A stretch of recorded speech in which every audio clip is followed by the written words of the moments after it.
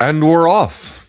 Hi, everyone. You have no idea how, I guess, fortuitous, really, today's broadcast is, because the city was here on my street doing some kind of construction on the road, and they tore out the internet, the Comcast cable that goes from like the street to my house, and then they just left it.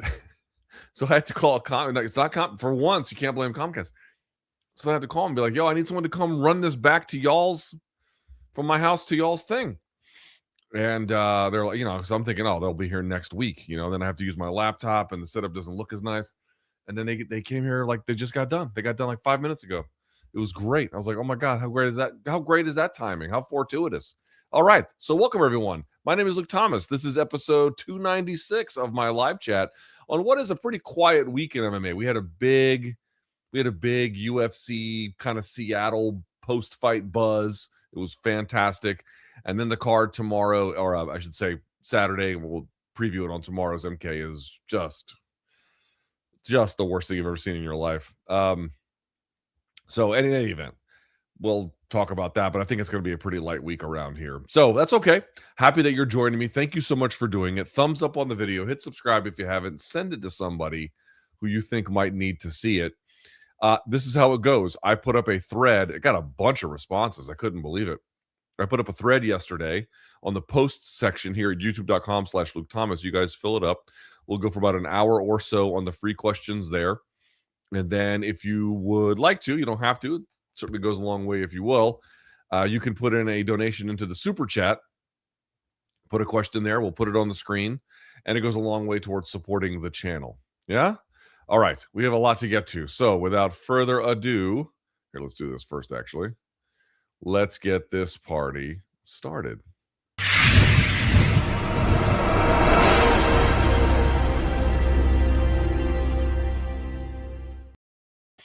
I need my glasses. I was wondering, why can't I see this? Let me show this to you. I mean, you know what? It rained. So wait 1 second. I'll tell you the story, then I'll show the video. So I gave a guest lecture yesterday at the University of Maryland. University of Maryland is in College Park, Maryland. It's just outside Washington, D.C. I got invited. It was actually part of a film class, but it's a film class that touches on social topics, political topics, you name it.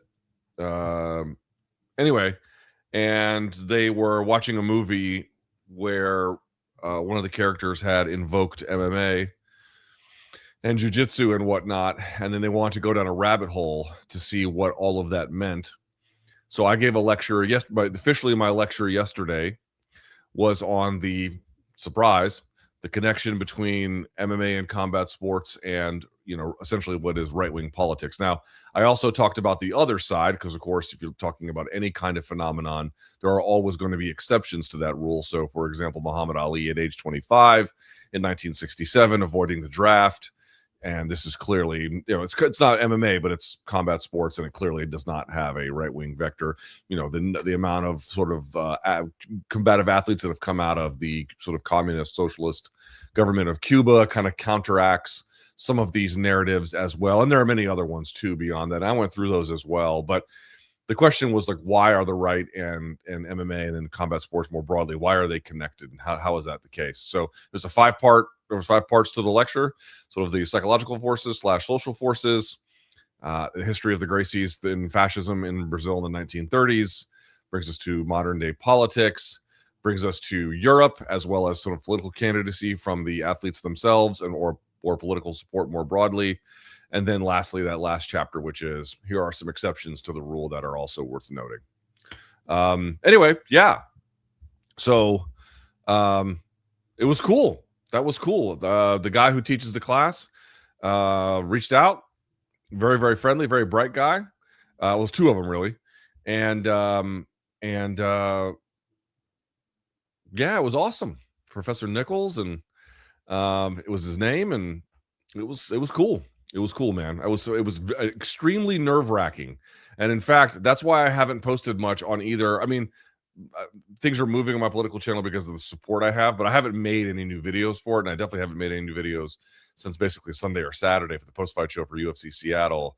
That will stop. I'll get back into motion now, but I had to kind of focus on that because the lecture was about an hour and 15, hour and 20 minutes. It's a long time to give a lecture. I'd never given one before. I'd never given a college lecture. So I wasn't sure how to do it, and I built a PowerPoint presentation and then like abandoned it the night before because I was like, "There's too much going on here." But they asked a bunch. They asked well over an hour's worth of questions. I got some DMs from some of the students, so I think it went okay. All right. With that preamble out of the way, let's get this party started. So let me share my screen. This is where I gave the lecture yesterday. Let's see. Here we go. Right here. So it's obviously the photo is backwards. The Francis Scott Key Hall. That's where I gave the lecture. There's my stupid ass face. She was having some kind of phone call. I don't know what about. In any event. All right, here we go. Oh, you might be asking, are you going to post the lecture? I'm definitely going to post the lecture on Substack, and then I'll probably post it on my political channel after this. But for sure, if you're a member of the Substack, you'll get it.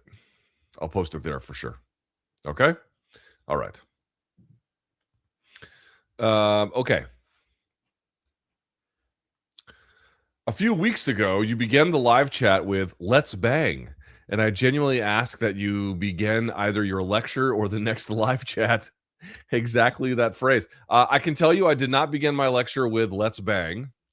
There were, it was a mixed classroom. There were many different kinds of people. I'm not sure that would have been the most appropriate beginning to that, but I did have fun. If Tuki is Godzilla, does that make you the helpless mayor of Tokyo stuck in his office with no way out? I saw that movie. I think it was it Godzilla versus Kong? Real terrible movie, but fun to watch.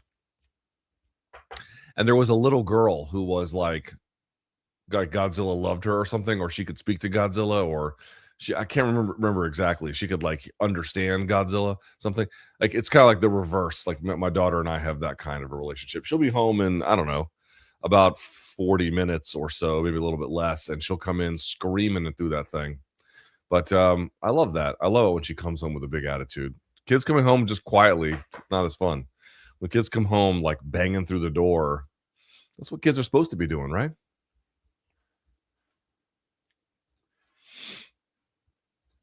This person says they'll point to the $2 billion buyback as proof that TKO is winning. But here is the truth. They don't want you to audit. TKO is maxing out the company's credit card just to pay off shareholders. They took out a nearly $1 billion loan just to buy their own stock. Why would a healthy company borrow money at 2026 interest rates to buy its own shares? I do not know the answer to that. I have not followed what they've done. I followed the financial performance of TKO, but I've not followed some of the financial instruments or decisions that they've made or used in order to, I don't know, pay off shareholders, whatever, the various acts that they've undertaken as a public company. So I'm aware of their performance, but I'm really not. Again, this lecture took a while to put together, so I've been a little bit checked out on this. It's a good question about what really is happening there. Again, we kind of know that, Paramount more broadly, not so much UFC, obviously, but Paramount more broadly is, grossly over leveraged. And I think TKO is performing well enough. It seems like they're performing well enough, but they certainly are carrying around a significant amount of debt. That is the case. This person writes, please share the lecture if you can. I probably will. Yeah, as I mentioned. I'm definitely going to share it on Substack. After that, I'm not so sure. All right. What are the odds that Izzy is just trying to fight out his contract, leaving a free agent beats begging to be released? Well, it's a good question. I don't know what he's doing. I don't know what he's doing. I'm going to say this one more time up front because I really think it's important when we talk about this stuff to say it this way. I don't think he's going to listen to me, nor do I expect it, nor am I talking in a way that I'm like, oh, I can be persuasive if I really try to be. I'm not trying to be persuasive. I'm not trying to be, again, he may not even see this. So some of my stuff tends to cross his radar pretty regularly, but I can't, I cannot assume that will happen. And even if it did, I cannot assume that he would listen. Like, in fact, Ben Folks had posted a quote from Javier Mendez where he said he has tried to talk fighters out of keeping going, trying to talk them into retirement, and it just never works. And that he would know better than me, but that seems to follow my experiences, which is that, like, unless they really have it in their heart that they don't want to do it anymore, they'll partly just keep doing it on autopilot.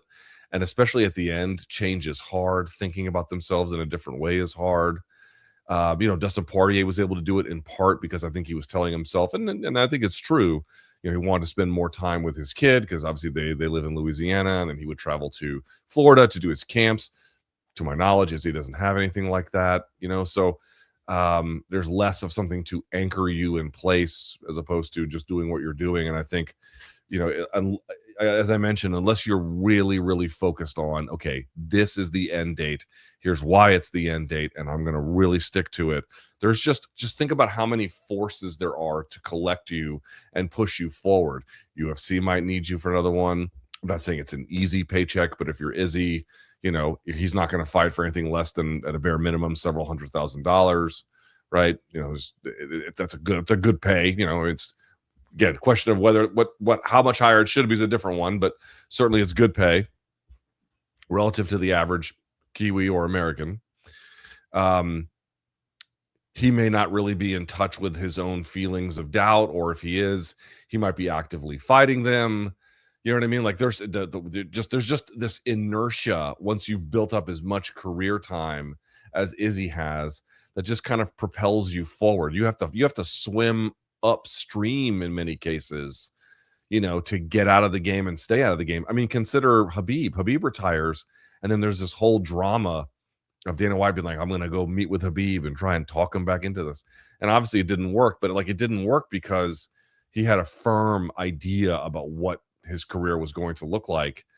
And he obviously made a pledge to family, and we all know the story. The point I'm trying to make is, even then, look at how much force there was trying to corral, Khabib back into it. It's a lot. It's a lot to fight that. And it really, sometimes, in the absence of a plan, it takes a lot to undo that. And I just feel like we're on a path of a lot that has to happen to undo that. And I don't love it, to be honest with you. Not my choice. I'm at the mercy, just like the rest of you guys are, of the decisions that he makes for himself. But I said it on MK, and I'm going to say it again here. I mean, if there is one thing I have learned doing this job, it is something you all already know, but it is so mercilessly reinforced. This is a depletion game. The game is not how much can you add to your cognitive ability, how much you can add to your health. The question is how much you can give up in not so much exchange for, but like, while you do that, what's the financial return on it? And again, if you can give up not too much and gain a lot of money, that's winning. That's how it's supposed to be done. But a lot of guys obviously can't do that. Now, Izzy was able to do that in large part. I mean, relatively speaking, for a long time, he was able to be pretty good about that. But more recently, and again, over the sort of the accumulative weight of his career, kickboxing, boxing, MMA, all of that, we're talking about him being stopped by strikes several times now multiple times in multiple fights back to back. So now we're at a point now where you're just depleting yourself. And now the question's on the other end, what is really the upside? Did he spend his money? Did he save it? Did he invest it? Does he, you know what I mean? Like, these are always questions, because it just doesn't make sense to me. I mean, here's my view on it. Izzy is enormously accomplished. The problem with talking about him is that fucking douchebags constantly bring up Poatan because they had a rivalry, and I get it. Poatan relative to anyone is something of an outlier. It's very hard to compete with Poatan on Poatan's terms, but on middleweight terms, Izzy was just better. He was far better. Like their middleweight campaigns are really not that comparable. Izzy's was much better. And when you look at what he was able to do in kickboxing, obviously he wasn't able to reach the ultimate height of that. Certainly not in boxing either. But I mean, he was pretty good in boxing, relatively speaking. He was very good in kickboxing, and he was elite in MMA. And that's a really difficult thing to do. Like, what is there left to accomplish? Like, what are these fights doing for him? Like, to me, it just doesn't make sense. If this is, Michael Bisping hanging on at the end, taking that Luke Rockhold fight at the last minute, like that actually makes some sense. It's like a Hail Mary, and it worked. It worked, but there was something left unfulfilled. What are we talking about? This is the second best middleweight of all time. There's like, what are we doing here? Oh, he's trying to feel some kind of competitive spirit. I don't really buy that, to be honest with you. I mean, and to the extent that I buy it, I think it's shielding something else, and I don't know what that is. Your guess is truly as good as mine. Inertia, who knows? Again, who knows about his financial management? I don't know, but like, is he trying to fight out his contract? I mean, maybe, but like by the time he does, what condition is he going to be in? I mean, he's getting, he's not fighting bad fighters by any stretch of the imagination, but it's starting to get worse, right? In terms of who he's losing to, none of it adds up to me, which means that it's happening for the wrong reasons, which means, we should prepare for more of this, unfortunately, I think. You hate to see it. If he never retired, who do you think would have finally beaten Khabib, if anyone? Father Time. I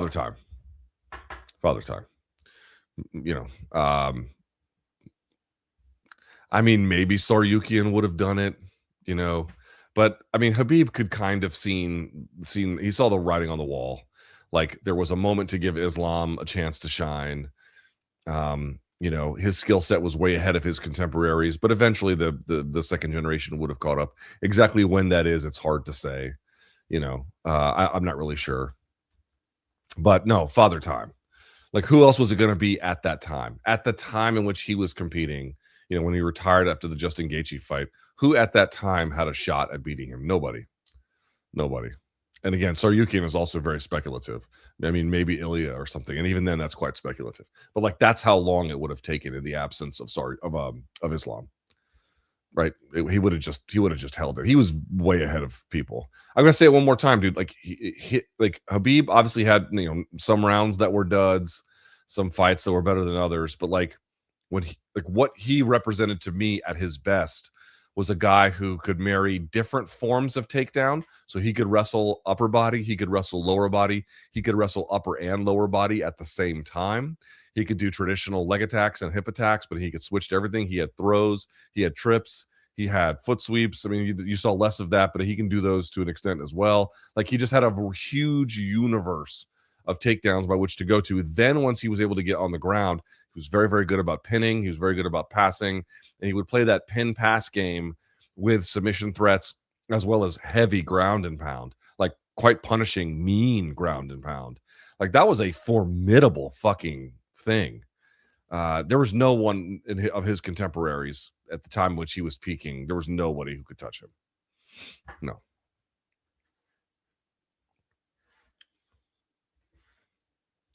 Did you bloviate about the finer points of the ball bag? I was like, no, I did not do that. There were women in that class. You know what I mean, guys? You had to, I was not trying to have an HR violation. So, yeah, no, that's funny though. I mean, I probably could have given an hour and a half lecture about that, but no, that's hilarious.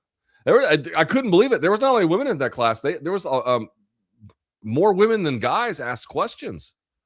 I was actually kind of impressed by that. It was good students with her at the University of Maryland, and in that class, in Professor Nichols' class. in particular, man. They're pretty smart people. How severe do you think Deontay Wilder's oh my God, Deontay Wilder's CTE is? Did y'all see that clip? Did y'all see that Deontay Wilder clip? If you have anybody who is listening at the moment in some kind of shared space, right? If you are listening to this in a room with others, you may want to fix that right about now. I'm not going to go into nearly the level of graphic detail that Deontay Wilder did, but even just recounting what he said,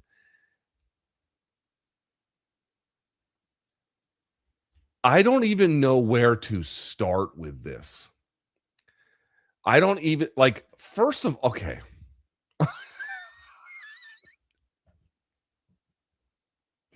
Okay.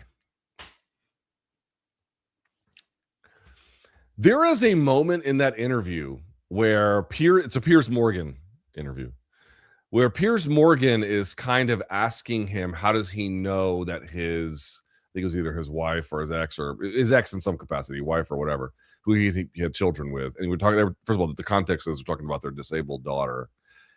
Oh my God, dude. I literally don't even know how to start this. The basic idea is this. Deontay Wilder accused his ex of quite literally collecting, and again, if you have people listening who shouldn't be listening, now is the time to fix it. He essentially accuses his ex of collecting his semen following climax. He has climaxed in a way that the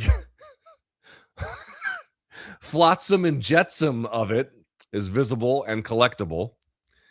And he claims that his ex collected it and then used that to impregnate herself. The reason why he claims that time yielded pregnancy versus other times was because all the other times he had also used the pull-out method, but that he was and he goes into detail about this, very careful about the cleaning that he would do afterwards. That was part of his normal routine. And again, what he is sort of suggesting is that, and I am claiming is that his ex collected it and this one time, and then it was this one time that ultimately when she got pregnant, that was the moment, this was when the child, she has spina bifida. Mercifully, she has great health care, obviously, because Deontay has a lot of money. But the point I'm trying to make is, like, she's disabled, he thinks, because of this process.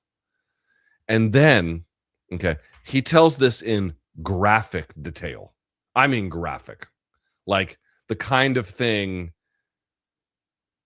like a guy friend might tell you, and even then you'd be like, yo, shut the fuck up. I don't want to hear about your jizz. But we had to hear about his. Then during the interview, as Piers Morgan is like trying to get him to, like, he's trying to be like, how do you know any of this? He gives a he gives a series of answers, and then at one point smiles at Piers, and there Piers is like, how do you know? And he goes, because I'm smart. And I'm like,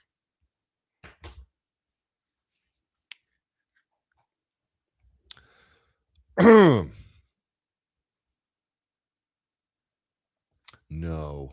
Mm-mm. No, you are not. You are not. I have known very, very smart people. They don't do that. They don't. They know better than to believe that the pull-out method is a reliable way to avoid pregnancy, or that they have some kind of very dubious scheme for being pregnant. More that they also seem to know that, like, even if there was that kind of a process, the idea that process itself is the one that led to disabilities thereafter also seems like a connection you couldn't possibly make without a significantly greater amount of evidence, and in fact probably has, to the extent that it's even real or true, which itself is also quite dubious, nothing to do with the fact that there is unfortunately a disability that she suffers from in the end. And then to smile at Piers and been like, I have deduced these things. Like, he did it like he had solved a mystery at the center of the plot of like a Mission Impossible movie. Like, you're sitting in the theater and he's like, oh, I got it. You know what I mean? And it's like you literally don't know how pregnancy works. It turns out you don't even know how sex actually works beyond just the raw enjoyment part of it. Like, like what are the different things here that work together to make certain ends? He does not seem to understand that either. And then had the confidence of a man. I mean, I'd never seen the Dunning-Kruger effect, more on display in my life than I did with this. For a guy to be out there being like, to like not know about how pregnancy works, to not know how like inheritable disability traits can happen, or like what the causal factors of those are, to to then have this like very, very strange scheme that you're talking about as the causal factor, is just one of the most insane things I've ever heard in my fucking life. Genuinely. Like, it was so dumb that when I was sitting there listening to that, it's like, dude, have I spent my life listening to people like this? Did I spend my adult life listening to people, like putting a microphone in the face of people like this? Is that what I've done? Because that's not fair, because I definitely have spoken to some really thoughtful people. So the answer, of course, to that is no. However, it's a little closer to yes than I would like it to be. It was so dumb that the blast radius from it made me question what the fuck I'd done with my life. That's how however dumb and nasty you think it is, it's 10x that. I'm giving you the nice version and leaving out not merely details, but like other parts of the other claims he's making that are so stupid that like you would have to be cognitively impaired and or profoundly ignorant about the way in which the world functions to believe. You know what I mean? So it's like, do I think Deontay Wilder is suffering from various forms of cognitive impairment? There can be no doubt. There could be no doubt. More to that point, some of those might predate boxing, if you know what I mean. Wow. Wow. I heard that and I was like, I don't think I ever want to see him again. Yeah. That was really bad. That was really bad.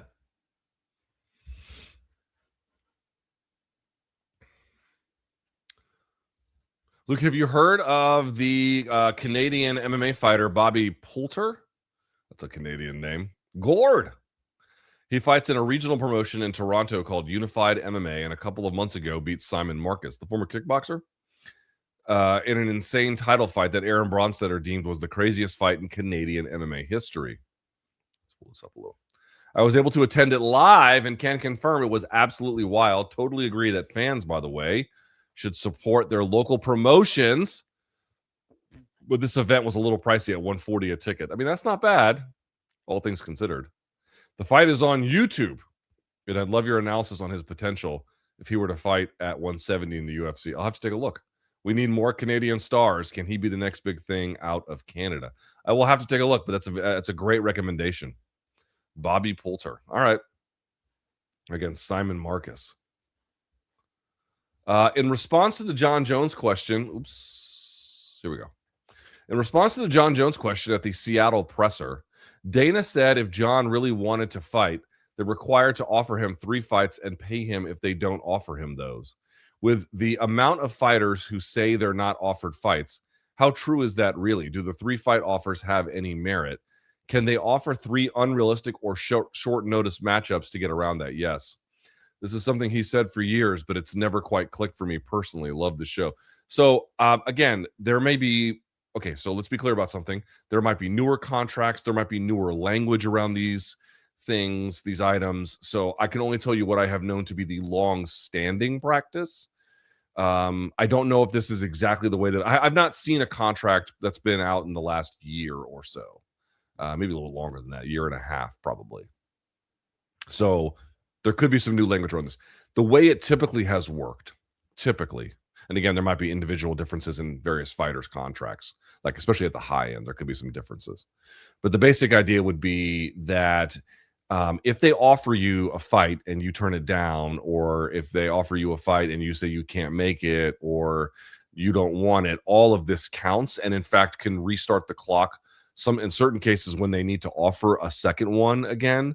So like in other words, the only way that it would not they would have to pay you for missing fights is if, and again, if you're medically ineligible, like let's say that they know you had surgery and you're not going to be available for 9 months, they don't have to offer you anything. You know what I mean? So like, of course they didn't, or even if it's shorter, 3 months, 6 months, they don't have to offer you anything in that time. Certain cases they might, but they don't have to, you know? So again, are you getting the 3 offers each year? The way that the clock can get messed up because of injury time or, you know, other factors is a role. But the point I'm trying to make is the way it has traditionally worked is that if they literally don't give you anything, they don't call you, they don't offer you, they don't do nothing, then there can be situations where they have to pay as a consequence of that, again, according to some kind of base rate that's stipulated in the contract. But they literally have to have no contact. And I'm not sure I've ever heard of something like that. They might have long periods of no contact, but I don't know if I've ever heard of a fighter going a full calendar year just never hearing from UFC when they're not medically ineligible, they didn't turn out a fight, you know, they're not on some kind of suspended. Oh, that's the other one too. If you're on commission suspension, that can play a role in how often you get offered something, and that can be for any number of reasons, pre or post fight, you know. So yeah, there you go.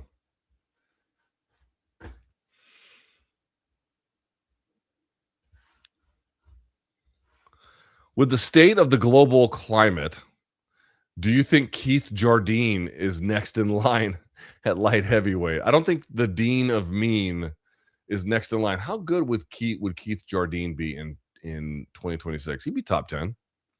He'd be top 10. I believe that. I think he could do it. He was tough. He was in shape. He was down to scrap. He was a big dude, relatively speaking. Yeah, he'd probably be top 10. Might even be top 5.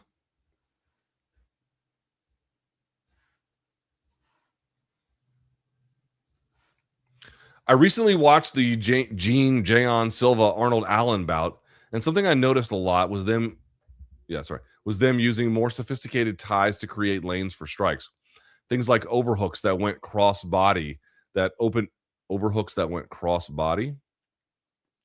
like weaved around, that opened up big elbows and hooks. Do you think that elegant, dirty boxing could be a new meta in the game?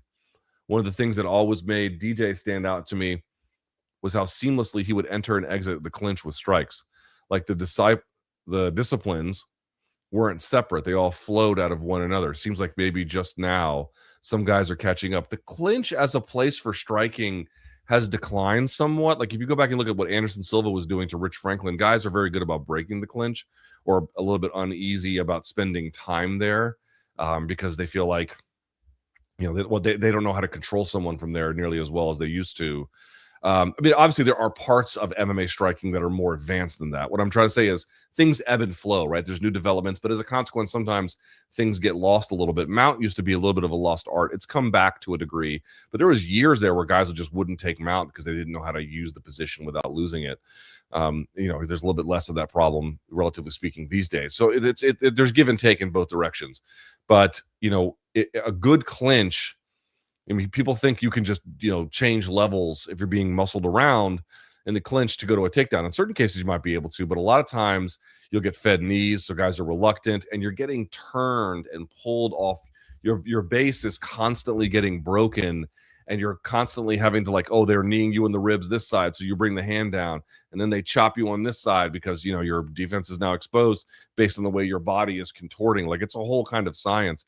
I firmly believe that, at least for MMA purposes, has not been fully explored. I'd have to go back and review the exact like timestamps of what you're referring to get a clearer sense of things. But I think your general intuition is probably quite correct, namely for MMA purposes, and not just that, for MMA purposes within the modern context of the game, because that tends to be the really true defining factor.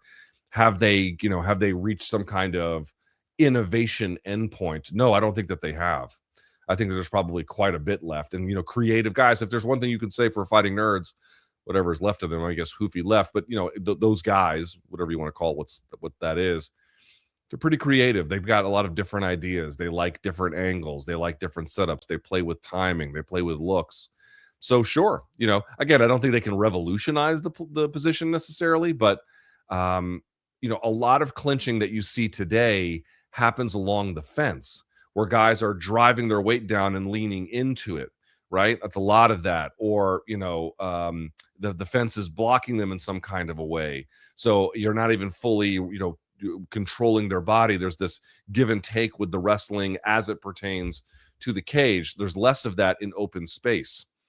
And I feel like against the fence, a lot of that is actually pretty well, again, innovation endpoint, I don't know. But they've done a lot of work there. I mean, obviously that place has been the beneficiary of a significant amount of insight into what works and why.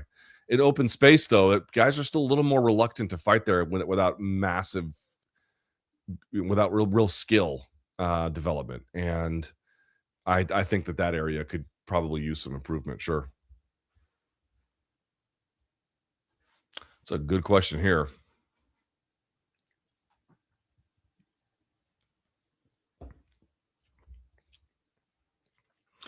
What does the U.S.'s relationship with the Gulf countries look like post-Iran war?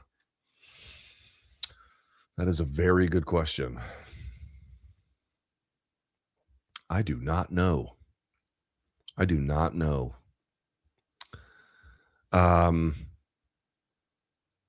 Man, I don't know what's about to happen, y'all. The Strait of Hormuz, as everyone has probably read by now and tried to at least understand, is responsible for anywhere from 20 to 25% of the world's daily flow of oil. But not just that, petrochemicals, liquid natural gas, fertilizers, you name it, quite a bit. Helium, it turns out, which is important for any number of things, including medical equipment, in certain cases, for crop yields. There's quite a bit that goes through there that is of critical importance. Prior to us engaging in this military conflict with them, they did not control the Strait of Hormuz. Now they do. Robert Pape, I don't know if you guys know him. He's a professor at the University of Chicago. He has a Substack that he launched just prior to this war called The Escalation Trap. He is maybe one of the world's foremost experts on military bombing campaigns, and not just that, but military bombing campaigns as it relates to political objectives through the bombing campaigns on the ground. Like, what is the connection between what you're bombing, how you're bombing them, and what kind of, result you're yielding? And what he keeps saying over and over and over and over again is, yes, sure, by traditional, World War II era measurements, we are decimating Iran. We are looking at their weaponry. We're looking at their weapon delivery systems, critical points of delivery for them, you name it, and we're destroying all of them. But what he keeps trying to explain is that can be devastating in its own right, but that is not going to yield surrender. It is certainly not going to yield unconditional surrender. That's the first thing. I mean, the biggest lesson from Vietnam that he argues is not that you couldn't do devastation to where you were bombing, but that there was basically no level of devastation that the local population simply just won't tolerate. They will tolerate it. And so the fallacy is that you keep thinking as the aggressor, more powerful military force, you seem to think that if we just keep dealing punishment, it will naturally cause to reach this endpoint, at which point they'll say, I've had enough, let's go to the negotiating table. And what Professor Robert Pape argues is this is totally illusory. It does not exist. They will just hold on. And Vietnam is not the only example of that, but within the American warfighting context, it's perhaps the clearest example of that. And so when you're escalating in different ways, we talked about this before, one thing that we did is, we initiated this bombing campaign. And what did they decide to do? They did what's called horizontal escalation. So rather than trying to fight their warfighting planes against our warfighting planes, they said, no, we're going to attack Amazon warehouse data centers in the Gulf. We're going to go after, here comes Godzilla. We're going to go after military bases in these Gulf countries, to the point now where we're having to flee many of them. More than a dozen have been abandoned or virtually abandoned at this point because we cannot hold them. Understand that. Understand, Iran went from not having control of the Strait of Hormuz to now having control of it. We went from having more than a dozen military bases in GCC countries, and we still have the ones in Saudi and some other places. We've had to abandon more than 13 of them. I think 15 by certain estimates. We cannot hold them. They have grown more powerful through. Well, I don't know if they have escalation dominance, but to an extent that they do. But more to the point, they have this ability to go horizontal with it, right? So they're going after these smaller targets that are much more easily hit, that cannot be protected, it turns out. And what they have shown is that the GCC countries basically baked their security future, or banked it, I should say, on the U.S. being able to provide a blanket of cover for them. And the U.S. can, but they don't, because they're spending all of their resources doing that for Israel and not doing it for any of them. And I think it is causing them to rethink exactly. I honestly don't know what future they have at all. Even if we unilaterally withdraw in 2 to 3 weeks, which I'm not confident that we will, but let's just say that we do, that doesn't necessarily change the posture between the GCC countries and Israel relative to Iran. So they could all keep fighting each other, in which case, you're asking, what does the U.S.'s relationship to it look like? What happens to our security alliances in these places in a world where they now have to fend for themselves absent our involvement? We've retreated from these bases. We're telling everyone to basically go fend for themselves. We've created, among South Korea, the Philippines, Indonesia, Malaysia, Vietnam, we're creating now a present rationing over energy resources. This is coming from the top. You saw the head of Australia make a comment to a national speech to Australians yesterday. You saw the head of the UK do that as well. This is happening in Korea as well as other Asian markets, many of them which are reliant upon liquid natural gas. We're now encumbering these people with all these problems and then telling them to solve it. What is the nature of our relationship to them in a world where we have done that? Dude, they're just, the reality is, all of these countries of the world, they get a choice about what relationship they want to the United States. If NATO isn't dead, it will be soon. And I think we need to kind of wake up to that fact. The world is going to withdraw from us. They're already withdrawing from us. They're making any ships that go through the Strait of Hormuz, the petrodollar is going to go away because they're making them pay for the cargo, essentially the tax on that in Chinese currency, the yuan. Again, I think any kind of security alliance is going to completely fall apart. The notion that the dollar will remain the world's currency, the reserve currency, I think is I don't know what people are expecting necessarily. This is where we are now. There's a question not merely of what is our relationship to these GCC countries, but there's a question of what is their future at all? The whole premise is that you can turn these places like the Emirates into these tax havens where there's basically no street crime. They're highly repressed places, but there's no street crime. But the idea these are kind of like an oasis in these places is predicated upon the threat of American security providing a blanket. What happens when that goes away? And what happens when that goes away and then there's prolonged conflict, let's just say, between those neighboring nations across the Persian Gulf? Dude, what are we talking about here? They're talking about we're going to have, I saw Turkey yesterday. We're going to have Canelo in Riyadh in September. We'll see about that. We'll see about that. They were bombing Saudi Arabia yesterday. We'll see about that. Now, Saudi Arabia probably has obviously a little bit more force to protect itself relative to the Emirates or, Qatar or Bahrain or something like that. But, Qatar has been 25% of its ability to manufacture and process liquid natural gas has already been destroyed. This is going to take years to recover from just on the Qatar side. They were operating under the assumption that we were going to provide a blanket of protection. What is their assumption now? Let's see.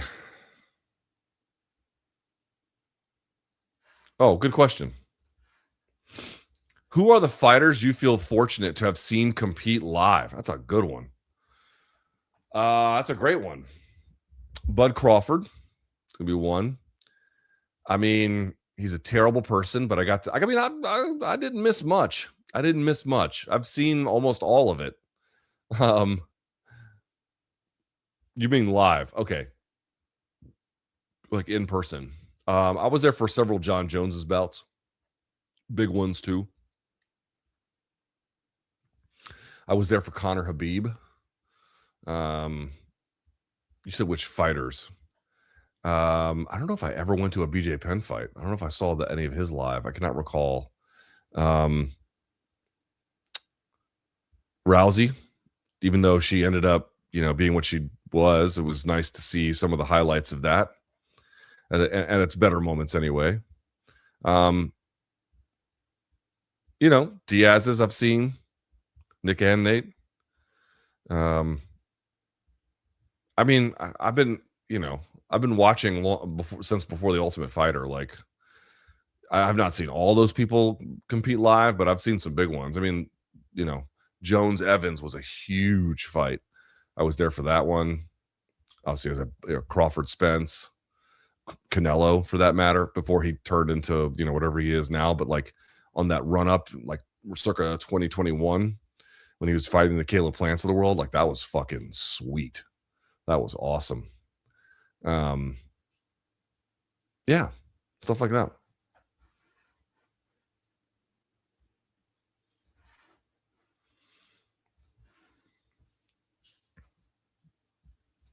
If these fighters were young now and coming up in the UFC in today's more advanced generation, which ones do you think would have champion potential? Which would fail to even make the UFC roster? All of them would make the UFC roster. So it's Bisping, Faber, Condit, Cruz, Aldo, DC, George St. Pierre, and then Mousasi. All of them would make the UFC roster. I mean, it's hard to say exactly what they would do because the modern game is different than the game that they came up in. And then, by the way, Uriah is spelled with a J in the middle. Uriah Hall is spelled like this. Uriah Faber is spelled with a J in the middle. But like, you're talking about multiple UFC champions. Bisping won the title outright. Faber was a WEC champion. Condit was a interim champion. Cruz was a champion. Aldo was a champion. DC was a champion. George St. Pierre was a champion. Mousasi was a Bellator champion. Like, you're talking about people who would probably thrive in just about any era, to be honest with you. Whether they would all be champions in the same way that they were relative to the eras that they came up in, I don't know. But we're not talking about like edge cases, in general.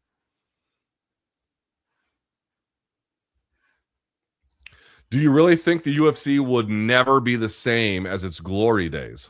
Isn't there a good chance that once the shareholders have bled the sport dry, they'll move on and we can rebuild? There is, people misunderstand this argument. Like, people have attributed to me that I think that, UFC is dying. I don't know about that. I think that seems a little strong. Certainly for the next 7 years, they're going to be just fine. I don't know that I think MMA is dying, but I definitely think that MMA is contracting. Yes, I do think that. And I think the evidence for that is just basically unimpeachable at this point. The number of events in key markets has declined. Certainly you can just see the number of media available jobs has completely shrunk. The amount of different kinds of sponsors that we used to have relatively speaking, is lower. There's any number of different ways to look at this and be like, something's kind of up here. But whether that leads to being just a smaller sport that then thrives in a different, slightly, reduced lane versus extinction, these are very, very different claims. So, I'm open to the idea that like MMA could just potentially go away completely because the world is much more uncertain than you ever think it to be. But I don't think that that's the likeliest explanation. Certainly not. No. I do think that it is contracting, and I don't know how far that's going to go. I think that part remains to be seen, and I don't really have an answer for that. But I do think that it has contracted. Now, in answer to the question of like where it fits relative to the glory days, just understand the argument that I'm making and then decide where you fit around it. The point I am making is that when you have private equity in the way that we do, but we have the UFC ownership structure that we do, and how they're using the UFC as like this basically an asset for a variety of different purposes, but in the way in which it's more of a financial instrument almost to them than it is anything else, then you're going to get, and you're looking at the ways in which they're enshittifying the product, and you're looking at the ways in which they're extracting from it.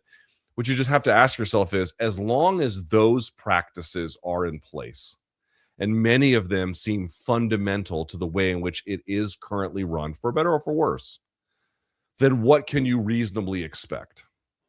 Right?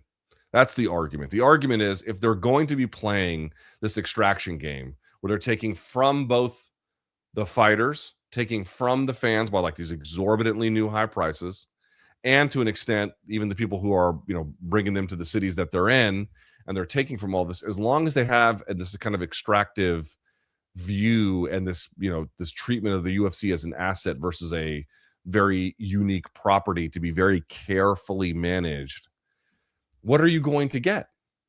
Just realistically, what are you going to get? You're going to get what it's kind of looked like recently. And that isn't to say that it's all bad.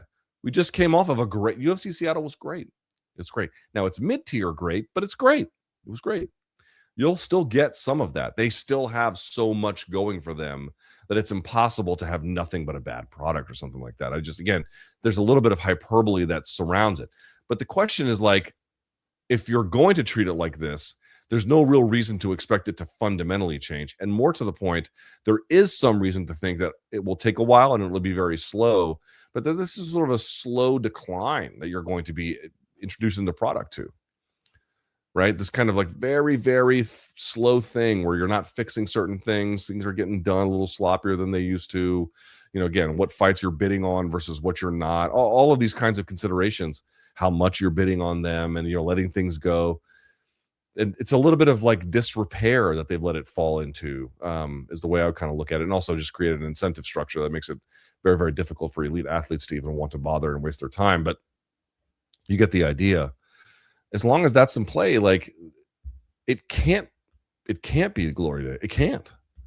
That's not the way the sport functioned in the glory days. Certainly not to this extent.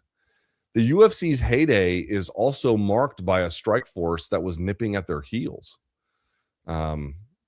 or some other kind of force out there that was propelling them to have to fight and react and make themselves the face of consumer-friendly fight promotion. That's what they used to do. Like, all these boxing promoters don't know how to treat their fans. Well, we do. And they would glorify the fans. Like, now now Dana is straight up telling the fans to shut the fuck up. In those words. He used to go from like he would go to press conferences and he would ask fans questions. They'd be like, Dana, can I get tickets?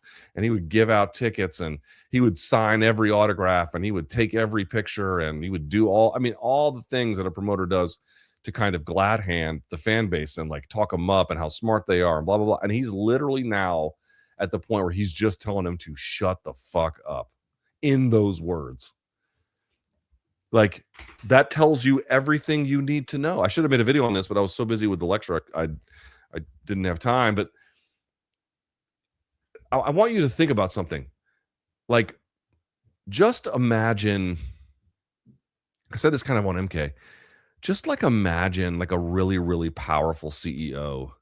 You know what I mean? Could you imagine, the head of like Bank of America telling its own customers to shut the fuck up? Shut the fuck up and deposit your money. Can you imagine such a thing? Like, you couldn't ever deal with that. And it's not like the banking industry is nearly, that there's some consolidation problems there too. But even then, like, the impunity that you saw him enjoy there can only happen when deep in your bones that they can't do anything and won't do anything about it. Like, you could there's no other industry where you could do something like the CEO of Canada Airlines had to resign because he was making some kind of apology video, and he only made it in English as opposed to making it in English or French. And that was enough that he was pressured to leave the job because he didn't apologize in fucking French. And you've got Dana White out here being like literally telling you to shut the fuck up. And then fans are like, why is the product sour? It's not difficult to understand. It's not Hunter Campbell, although I'm sure he plays a role. It's not Paramount, although to an extent they can play a role.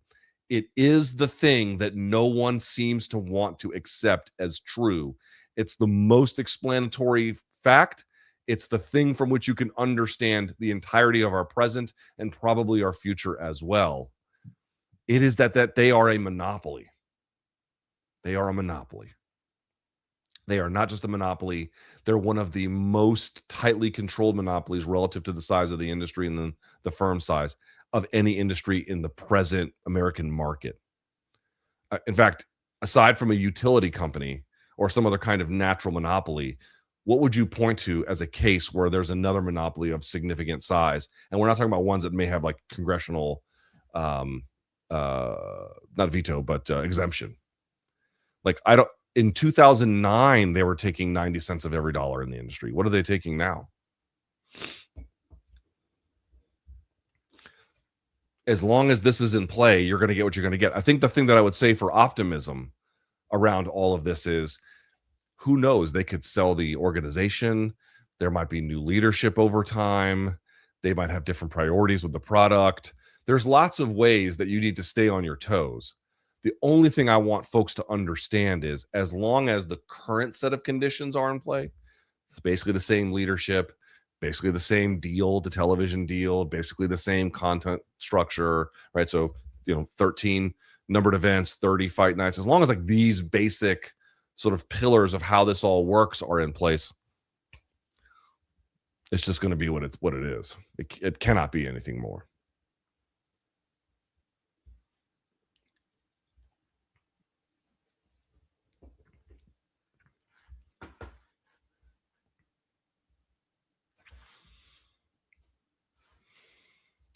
With PFL potentially rebranding to Bellator, are they trying to sink a sinking ship faster? UFC is currently criticized for lack of stars. So how could Bellator with their roster possibly rebuild and restructure? What is this person going to say? Bellators aren't building shit. He's not wrong. I have not followed this closely. I am agnostic about the idea of a rebrand. Maybe slight lean in favor. I think a rebrand, if it's done well and it's done, if like the naming convention is right, like the rollout is right, the color package is right, like all these sort of details visually and then materially they matter. If all of that is done in some kind of way that we feel like really was done thoughtfully and it makes sense to like reinvigorate the product, fair enough. But I just, going from PFL to here, I'll show you. This is what that reminds me of. I'll show you exactly what I mean.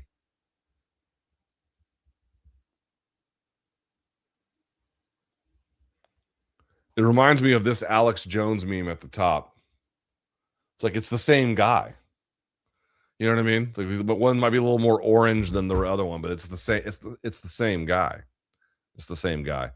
I don't know what that does exactly. So the point I'm trying to make is I'm not opposed to the idea of a rebrand, and they might have done some market research that indicates that fans might be more favorable to Bellator over PFL as like a name. There might be something, but I don't think that like IP is super valuable to the point where you have to like go back and call yourself the organ. I mean,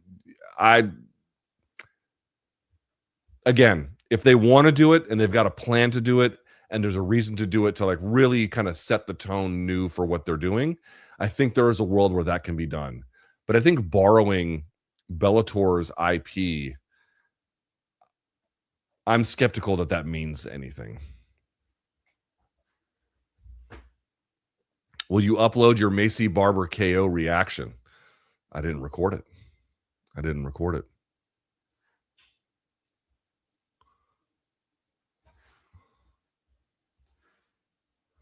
Do you think Dana is being overly criticized at the moment regarding the quality of the UFC cards using AI for ads, etc., when it should really be focused at TKO? It's a good question. Dana is clearly just being wheeled out as the familiar face while all of these changes are slowly being implemented under our noses. If so, do you think it'd be a wise move for the UFC to move on from him?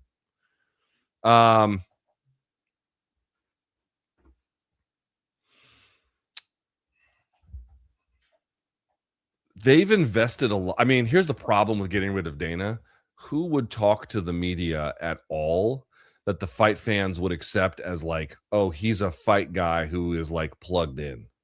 Hunter would be that, the matchmakers would be that, but they don't talk to the media, right?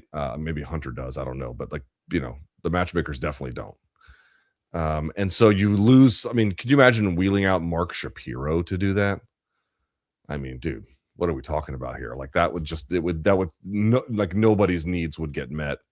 Not that I'm saying it, this current arrangement is without issue, but like the immediate replacement thing is not so obvious. He's being unfairly criticized. Unfairly. No, his job is to be at the front of this. No, they pay him to do this. I understand your point. Your point is like, well, if he doesn't have that much power, I mean, he's got some power, it seems, but like it's not clear how much, and certainly a lot less than what it once was. So what are we taking our ire to him for? Because his job is to be that guy who takes the ire. It's to talk to the media. And when the media has questions like, yo, the fans hate this shit. What do you think about it? What's the problem?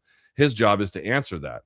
Like on the AI side, one thing that I do know that Dana still has control over it largely is a lot of the production and the production elements. It would not surprise me at all if he was like, I don't know if AI was his idea, but that run by him at a bare minimum, he was supportive of it. And the argument, the guy, I appreciate the guy who asked the question, but he asked the wrong question. That's not the right question. The question wasn't, oh, you could just pay real artists to do this. Well, yes, you could do that. The argument is you're using AI at a time when you're flush with cash, and the AI is quite bad, actually. It's quite bad. It's actually not nearly as good and not up to standards as the rest of the traditional broadcast elements that the UFC uses. That's the problem. The problem is that it is incongruous in quality to what the UFC typically does on the broadcast, which is Dana's kind of hobby horse internally, is like how the broadcast looks and who's in control of it. That's the argument. The argument is, why do you have so much money and you're finding ways to spend less to make the broadcast look worse? That's the argument. It's not just about like, oh, you got to like ethically source your coffee beans, from like women only coffee farms. That's not the argument that should be made. And I know that the guy who's asking the question wasn't trying to make it in that way, but it kind of sounds like that. No, the argument is, why are you turning in an inferior product at an exceptionally less cost when you have more money than God? You know what I mean? It's a question of like paying real artists versus AI, but it's not even that. It's a question of like fucking quality. Like, you're turning in trash. This is trash. It looks like trash. It doesn't look good. I'm not one of these people that's opposed to AI uses. I've talked about it. I use Anthropic for research all the time. I use Anthropic. I said it before, I made an Iraq war graph to show where polling support was among Republican voters at any point all the way up to 2018 for the Iraq war, which of course was back in 2003, but 15 years of polling. I used Anthropic to make it. There are use cases that I think are appropriate, and largely speaking, generally speaking, can be ethical. It's not, I'm not anti-AI, but like, if you're going to use AI, it should be serving you to make what you're doing better, right? It should be serving you to like make the product enhanced, however way you can do that. If you're making the shit worse, it just is so emblematic of that whole thing is so emblematic of the bigger issue. You have more money than ever, and you're trying to go cheap, and the product looks worse as a consequence, and then they have the balls to say, if you don't like it, go fuck yourself, basically. I mean, this is very easy to understand. Dana's job is to be the guy that fields these questions. No, I have no sympathy for him. None whatsoever. Get better fucking answers. Shut the fuck up and watch the fights. No, how about you shut the fuck up and fix that shit? I can't fix that. Like, no one's hiring me to go fix that, but he can fix that. Go do that shit. It's lazy. It's lazy and it's cheap. If you had a lazy, cheap way that somehow made the production look better, we'd be having a very different conversation. But that's not what we have. We have a company that has lost touch with what general market pressures are generally, that has a growing schism between themselves and the fan base, who they are extracting for more money than ever. I suppose you could say that's less true now the pay-per-views out of the way, but we saw what some of those pay-per-view numbers were, and they weren't exactly blowing up the world in terms of records. And now this deal with Paramount covers that and then some. So, like, there's no real cost in that particular way. If anything, they're making more money than they ever have. This is a company that they've gotten. I'm sure there are people there that work hard and I feel like they're overstrapped, but they've tried to scale so much and become so much and fill so many demands that they've lost touch with the ability to manicure any one event for quality, and not just one event, but maybe almost an entire class of events. And then they just give you spillover ones at the bottom end. It's a problem. It's a problem. Someone calls me the commie grandpa of the MMA community. It's always funny when people call you that, because it's sort of a dead giveaway that they're not left wing, which is fine. But it's like, if you think I'm communist, oh, my friend, it goes much further down the rabbit hole than me, let me assure you.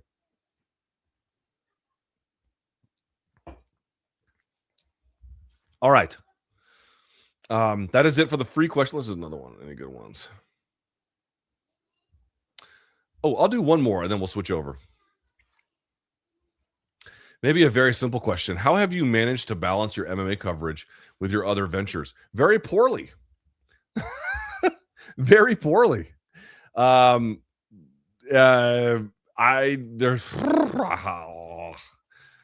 poorly. Very poorly. I am fumbling from one deadline to the next. My plan is I'm going to, long term, I've got to pare down what I'm doing, simplify what I'm doing, in order to make it, a more cohesive operation, and just an operation that I can devote better work to because I have more time.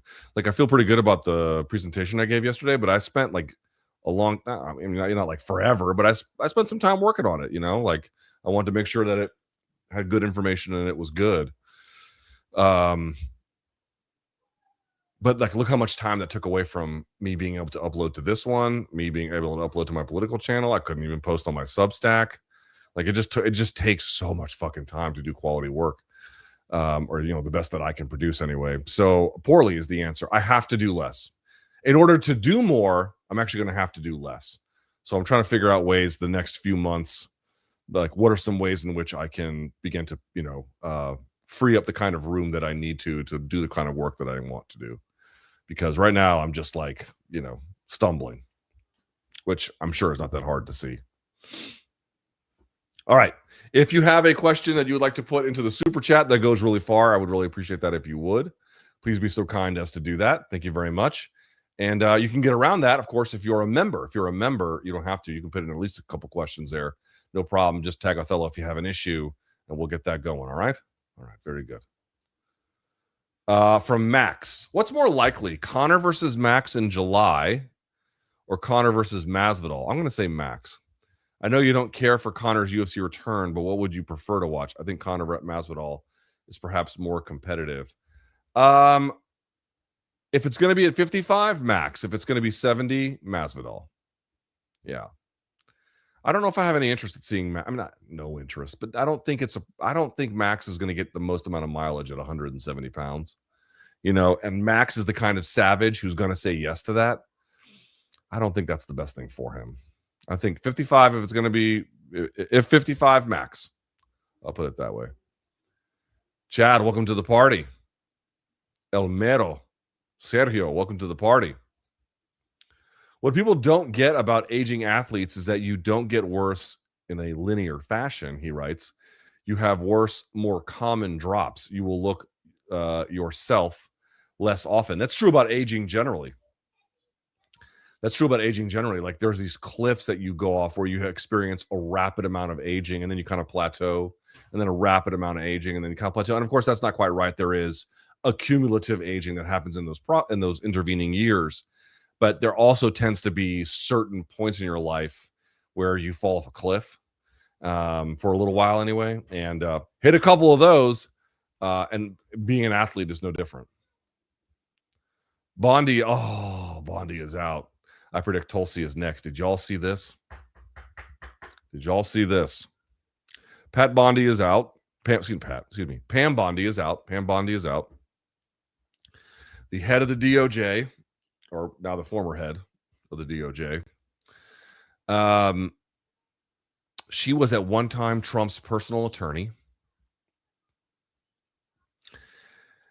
She got fired for what is believed to have been leaking to Representative Eric Swalwell information about him related to a Chinese spy that was going to be released, I believe, through some members of Congress. And I guess she had given him a heads up about what that was going to be. That part I need to go back and check. But I just want to make one point about Pam Bondi, because this is, by the way, second cabinet member in a month that we're now losing. So Trump, if you recall Trump in the first administration, he was losing cabinet members or even people within his inner circle all the time. There was this constant turnover, and some of them would last longer than others. But remember Scaramucci? Remember that donk? He was there for just days, or whatever, how long it was. They even made like however long it was a Scaramucci as like a measurement of time. But now you're losing 2 in a month. But the point I want to make is that, if you read some of the reporting around why she was ultimately fired, what you end up seeing is things like, he really didn't like her handling of, for example, the Epstein files, or he didn't like her handling of him getting a revenge tour on people like James Comey or Letitia James, or, you name it, all the people he had kind of ire for. And the reality is, short of breaking the law or just acting in obscenely unethical ways, I'm not sure how much more she could have done to do that. They were not able to secure, for example, indictments against the 6 men and women, senators and congressmen who had made that video for the armed services saying, hey, if it's an illegal order, you don't have to obey it, which, by the way, is part of the UCMJ. It's totally correct. And not that I'm saying that there was any criminal prosecution to be made for James Comey, or to be made for James, or to be made for any of these other actors. The point I'm trying to make is that Trump wanted her, and so to go to the White House, I had to bike past on Pennsylvania Avenue. I had to bike past the DOJ. You can see Trump's face on the front and on the back end of that thing now. Like we're living in some kind of Soviet era. It looks like fucking Pyongyang driving down Pennsylvania Avenue now. Looks like fucking Pyongyang.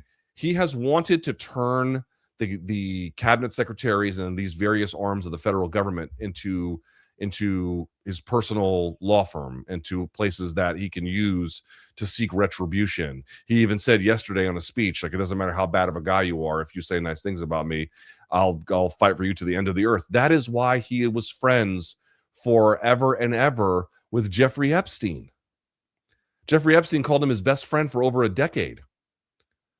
It's because he has this calculus. And on the reverse end, if anybody tries to fight him, he wants to go tooth and nail to go after them. And of course, they had to they lost a number of lawsuits related to their attempts to, through executive order, rein in other lawsuits. The point I'm trying to make is, did she fail in the ways that Trump wanted her to do better at? Yes. She was not able to secure these indictments. She failed at that. With the Epstein files, she did fuck that up, obviously, by putting it out like page 1, then declaring that through the FBI and DOJ in a joint statement that they had done an exhaustive review, there'll be no more criminal charges, and then losing this battle basically to Congress with the Conor and Massey legislation to get some of that stuff released, and it all was hugely embarrassing. Got only and half of it overly redacted, and in some cases not redacted enough. Right. So I can understand why he would not be pleased with that. But I'm just going to ask this question, because it's the same thing you have to ask yourself about for the most part, any kind of cabinet level secretary or cabinet secretary, level of Trump's orbit. What was she supposed to do? You know what I mean? He wanted her to act in the most illegal and unethical ways in order to meet his agenda. And I don't know exactly what she did necessarily on the illegal side. I mean, we'll have to see. There's any number of things that she was embroiled in and controversies that I haven't even gotten to yet. We'll talk about, to say nothing of, we're going to treat defacing Tesla automobiles as domestic terrorism.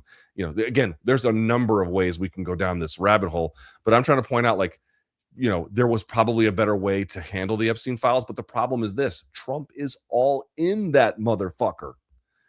He's all in it. And there are credible accusations against him of doing horrible shit to innocent, vulnerable populations. How do you get around that? How do you get around that? She tried various ways to cover for that. They didn't work very well. How are you supposed to get around that fucking guy? If you take Epstein out, because they're called the Epstein files, Donald Trump is the MVP of those files. He's all over that shit. How do you get around that? How do you get around that? It's not very simple. Certainly it's not very simple. And then trying to come up with these cockamamie charges for various domestic political opponents, both large and small. Trying to create, by the way, they tried to go after Jerome Powell, right, on this renovation issue. Totally made up, ridiculous. Yeah, of course that failed. Of course trying to charge James Comey failed. Of course trying to charge Letitia James.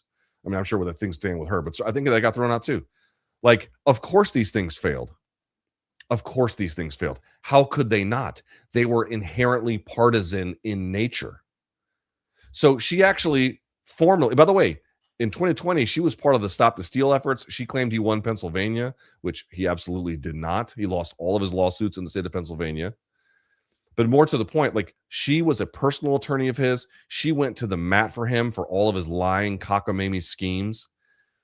And in this particular case, yes, did she fumble some things that could have been maybe concealed better if that was the thing? How do you get around the fact that the president of the United States is all over the Epstein files, credibly accused of heinous acts throughout them? How do you get around that? Not so simple. And how do you make prosecutions work in a justice system that is not yet fully compromised? And to that end, it makes the imagination of criminal charges of your political opponents impossible to prosecute. How do you get around that? It's not very clear to me how you do that, except to just break the law or be more unethical or just to try to find new ways of getting around it. That's it. There's no other way. She was, for the most part, in that project, a pretty willing lieutenant. It's just a very, very difficult job to do along those guidelines for all the reasons aforementioned. And so I guess the leaking to Swalwell was the final, straw that broke the camel's back. But I just kind of want to point this out. It's like, dude, he's going to ask you to do the impossible, particularly in one of these sensitive areas like law enforcement or, the justice system. And if you don't do the impossible things he has out for you, it's not like he's ever going to see the light. Like, oh, maybe I should rethink the ways in which I have treated, my cabinet secretaries or, this particular actor. He's just going to say, well, the things I want are inherently righteous, and therefore your inability to produce them is a failure from you. It's not a failure of how I am framing your task. And so she's gone. I will not miss her. I suspect anything that comes after her, I know Todd Blanche is going to take over as the interim one. This will be what it will be. I suspect that whoever gets it eventually will be even worse. I don't really know, but she did the vast majority of the absolutely impossibly insane things that he wanted her to do, and it wasn't enough. It wasn't enough. What he wants is it by hook or by crook, by law or fuck the law. He wants his opponents jailed. He wants his adoration made mandatory. That's why he's putting his name all over the Kennedy Center. It's why he's trying to get an arc made. It's why he's trying to take over the golf courses. It's why he's trying to do all of the things here in the city that he's trying to do. He is making genuflection before him mandatory. And he doesn't give a fuck about who he hurts. And he doesn't give a fuck about the law. And I hope all of the fucking dumbasses who came after me on this live chat and any other places, now most of you did not, because this is a smart audience, but you know who the fuck I'm talking about. I want everyone to reflect on a moment of the Donald Trump boosterism that I had to endure the last few years about how I didn't understand what a great man he is. And I had TDS. And it turned out all of them had TDS. You guys were the ones, not you all watching this audience, but the ones in the back. You were the ones that got scammed by a guy who failed on vodka, failed at the casino business, failed on stakes, failed on book selling, failed on MMA, by the way, because he got in bed with affliction. I watched all those interviews recently for research on this presentation. He was talking a little greasy about the UFC at the time too. He failed on all of this shit. He's a known, his for-profit university scam. The guy has a proven failure and scam artist, and you believed him and then got mad when we didn't. And now look at the fucking state of the world. My gas over here by my local gas station is $4.20 or $4.19, $4.20 a gallon. And brothers and sisters, y'all know that's going to go up, right? You know that's going to go up. Surcharge today by Amazon at $3.5 million. Were there arrests? Were there any perp walks from the Epstein files? Did any of that ever happen? Is your rent more affordable? Is your gas for your car more affordable? Is your health care more affordable? They're talking about, he fucking said it yesterday. We're going to cut Medicaid and Medicare to make room for the war fighting part of the budget, which is what we need. And this is in fact the way he's going to be framing the midterms. The point I'm trying to make is like, following this man is a path to ruin. Your personal ruin if you do it, and socially our ruin if we do it, and politically our ruin, or your ruin for whoever follows him under those guidelines. It can only end one way, in fucking ruin. And you're watching it happen. Nothing is more affordable. We are literally engaged in a military conflict that we don't even know the full cost of because they're hiding the civilian, the military death toll on our side. Affordability is a complete scam. They don't give a fuck about it. He's even said he wants to keep home prices high. Your healthcare is being taken away. They took away a program that kept veterans from foreclosing on their homes, and now 90,000 veterans, as of today, are at risk of losing their homes as a consequence. 90,000. They send them to die, and when they come home and they're sick and they need housing, if you don't die over there, we'll just let you rot over here. This is why I don't buy into nationalistic thing. Oh, you got to stand at the ball game for when the stealth bomber comes over, before we start playing ball. No, civilian, you have to do that. That is theater. All that shit is theater, so civilians can make themselves feel nice about the actual neglect that they let happen to veterans. That's what that is. I hope everybody understands what that is. No, I'm trying to show my patriotism. If you're trying to show your patriotism, they need volunteers down at any various veteran services in your local town. Have you volunteered down there? Are you voting for a guy who's planning to shore up what we need for the Veterans Administration? Are you asking your candidates about it? Are you making it a priority? Because that's actually what supporting the troops look like. It means not sending them to harm's way unless you absolutely have to. And when they come back from it, you don't abandon them because it's not necessarily in keeping with your budget to fight the next war ahead. Look this up about the veterans. I'm not making it up. Came out today. So shouts to all the fucking morons out there who couldn't understand what was so fucking obvious to anyone with a mammalian brain, which is that Donald Trump is a fucking lying, shit for brains, low IQ scammer. And the only way to not see that is to maybe share some of those characteristics yourself.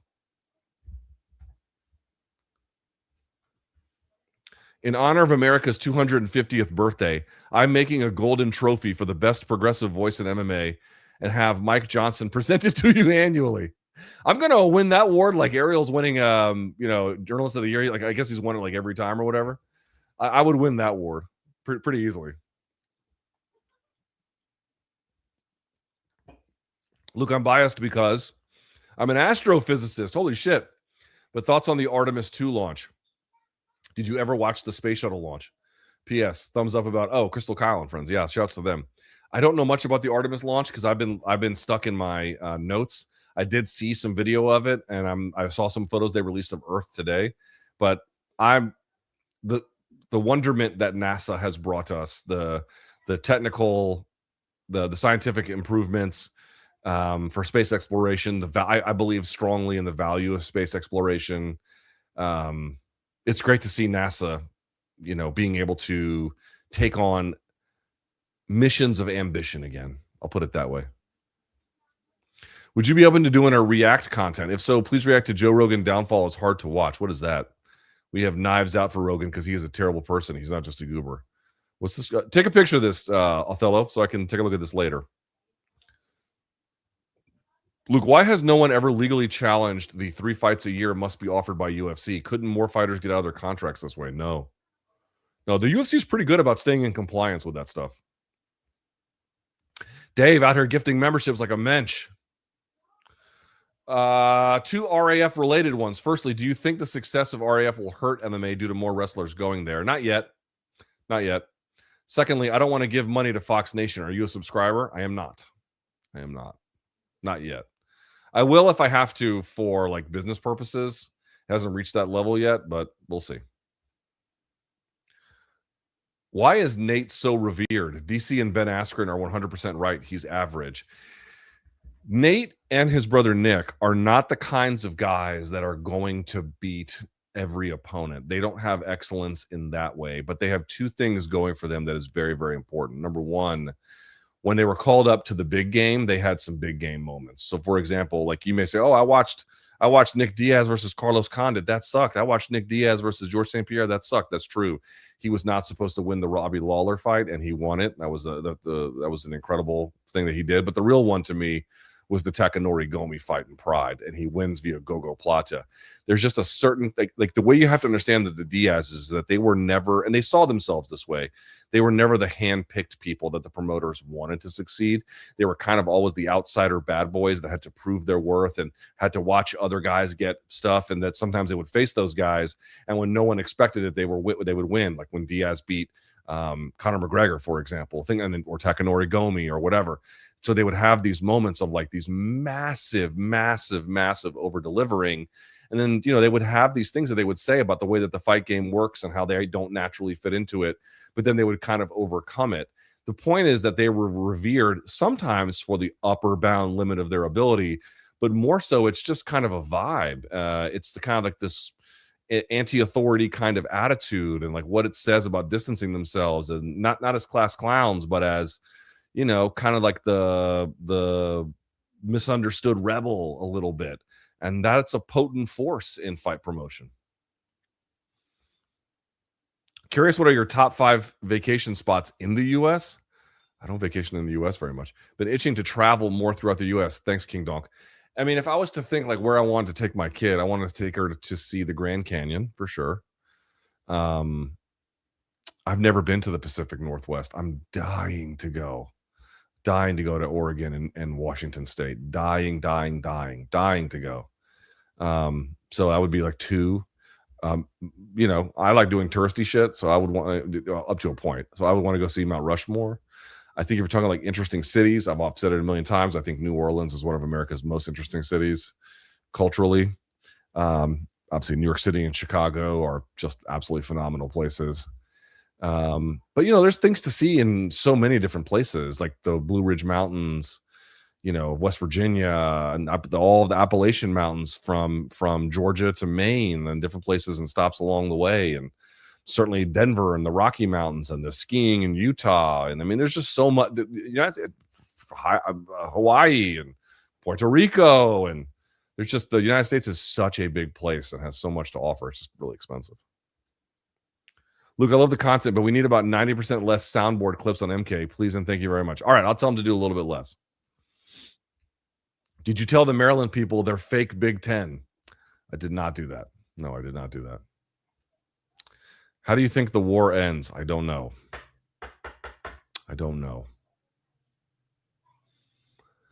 I could see a world where we just unilaterally withdraw and then let the other forces in play just fight it out.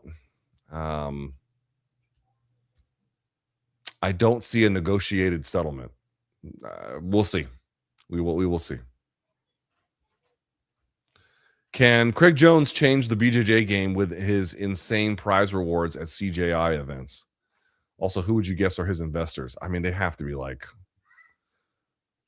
Russian or like, I don't know, some kind of businessman who might be an oligarch in the place where they You know what I mean? I know he goes to Ukraine, so probably not a Russian guy, but something like that. Something like that. I don't know. I don't think you can change the game unless you can do what's repeatable. But what I think he's trying to do is take a moment with what's left of his time in the game to prevent people from signing exclusive deals to see that there's value out there, and then to keep that kind of process afloat long enough in hopes that it kind of gels and people realize that they don't have to sign with UFC BJJ. I think that's what he's trying to do. It's a tough thing to do. Why do I get the feeling that Jed Meshew was conceived in the same way that Deontay Wilder's child was?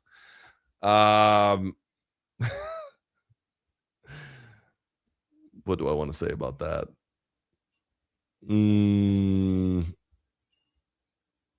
No, I'm going to say it's more normal than that. How was the plumbing over at Francis Scott Key Hall? I didn't use it. I was hungry and thirsty as shit by the time that thing. It was a 2.5-hour class. It was like 3 to 5:30. It was long. I am vibe coding with AI LT. I am vibe coding and AI LT. Will you interview him? No, absolutely not. Hi, Luke. You ever been to Cambodia? Nope. I'm thinking of doing a solo trip in Southeast Asia. Any suggestions? That's the part of the world I've not visited very much, not since I was an infant. Already planning to visit Thailand and Vietnam. Those are on my radars as well, or radar, but no, I mean, I haven't been to Southeast Asia since I was a little child.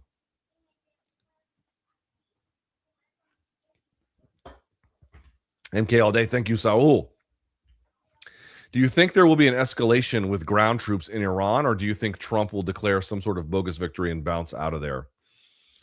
If you are to believe what Robert Pape says, again, this guy has been proven to be very, very prescient in his assessments. He says often, don't listen to what Trump says, because he'll say different things. He'll say, we don't need anyone else's help to win.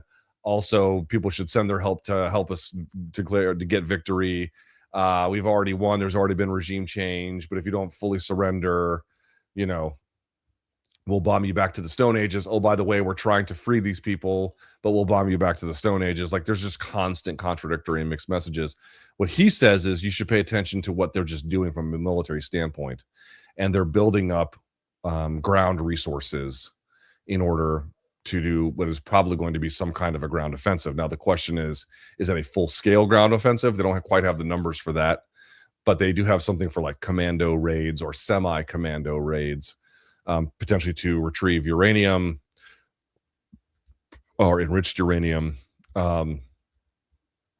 or the seizure of some other kind of important asset. But the point I'm trying to make is what he says is don't listen to what they say, just listen to what they're doing with the troops. And that seems to indicate there will be some kind of ground enforcement. Now, again, the devils are in the details about that. I don't really know. I mean, once again, even if the U.S. is not physically part of any kind of conflict, that means we will have abandoned our bases. We just left them there, well over a dozen. And if there are still battles raging there, you're still going to be feeling the effects from it no matter what.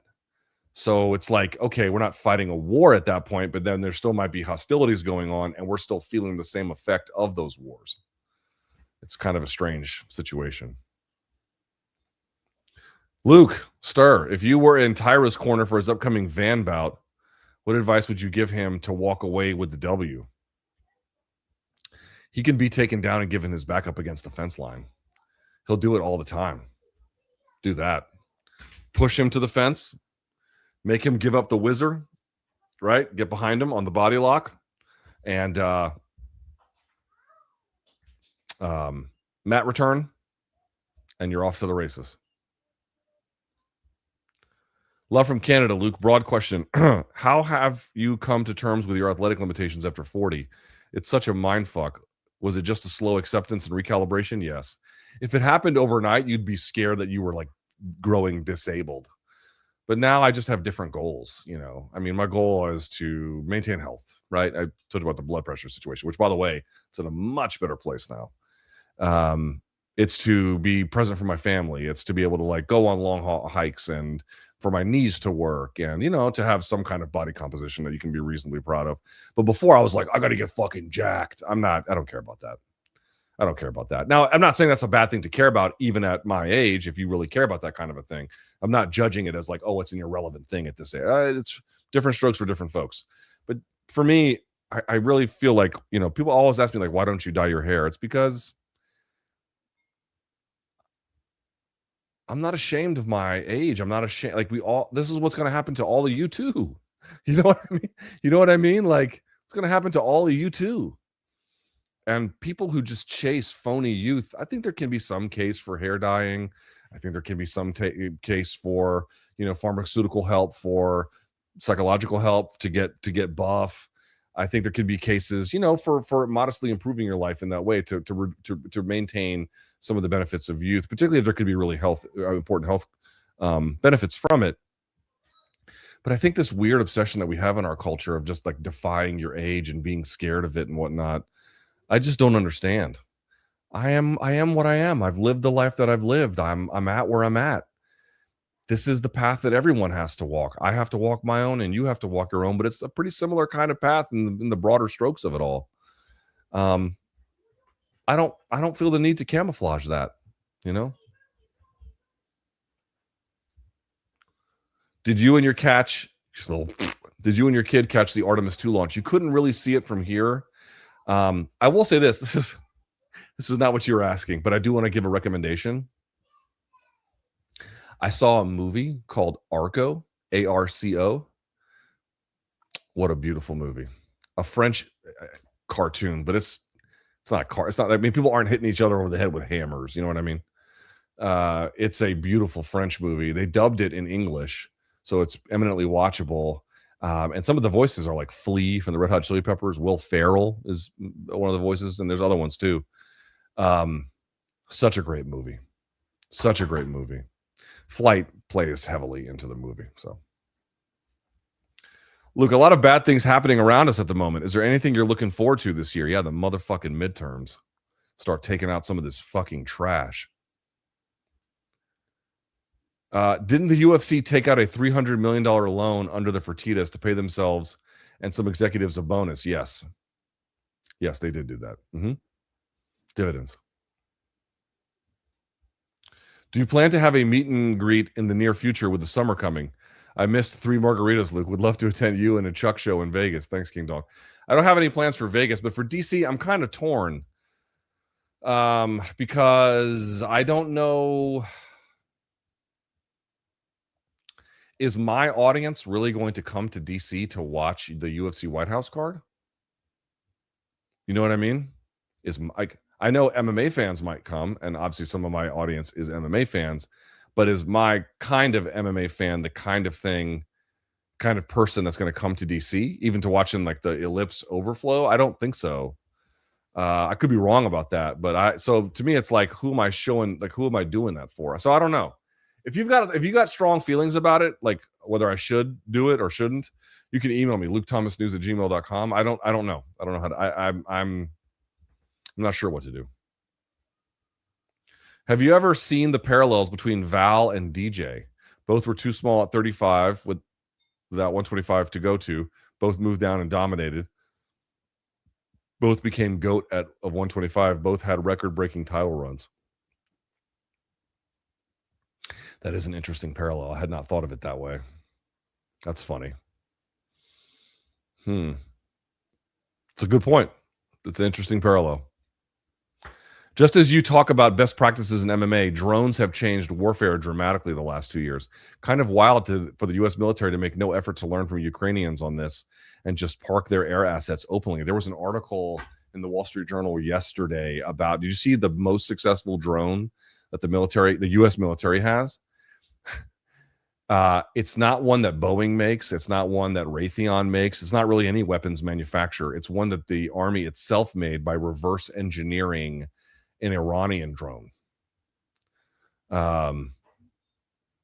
Take that for what it is worth. It is but this is also new, and obviously anyone who's paid attention to the Ukraine conflict knows it's not new in that sense. But like in terms of when I was getting out of the military, they were reducing the amount of artillery within the Marine Corps because what they had argued was that Marine Corps artillery is too. There still is.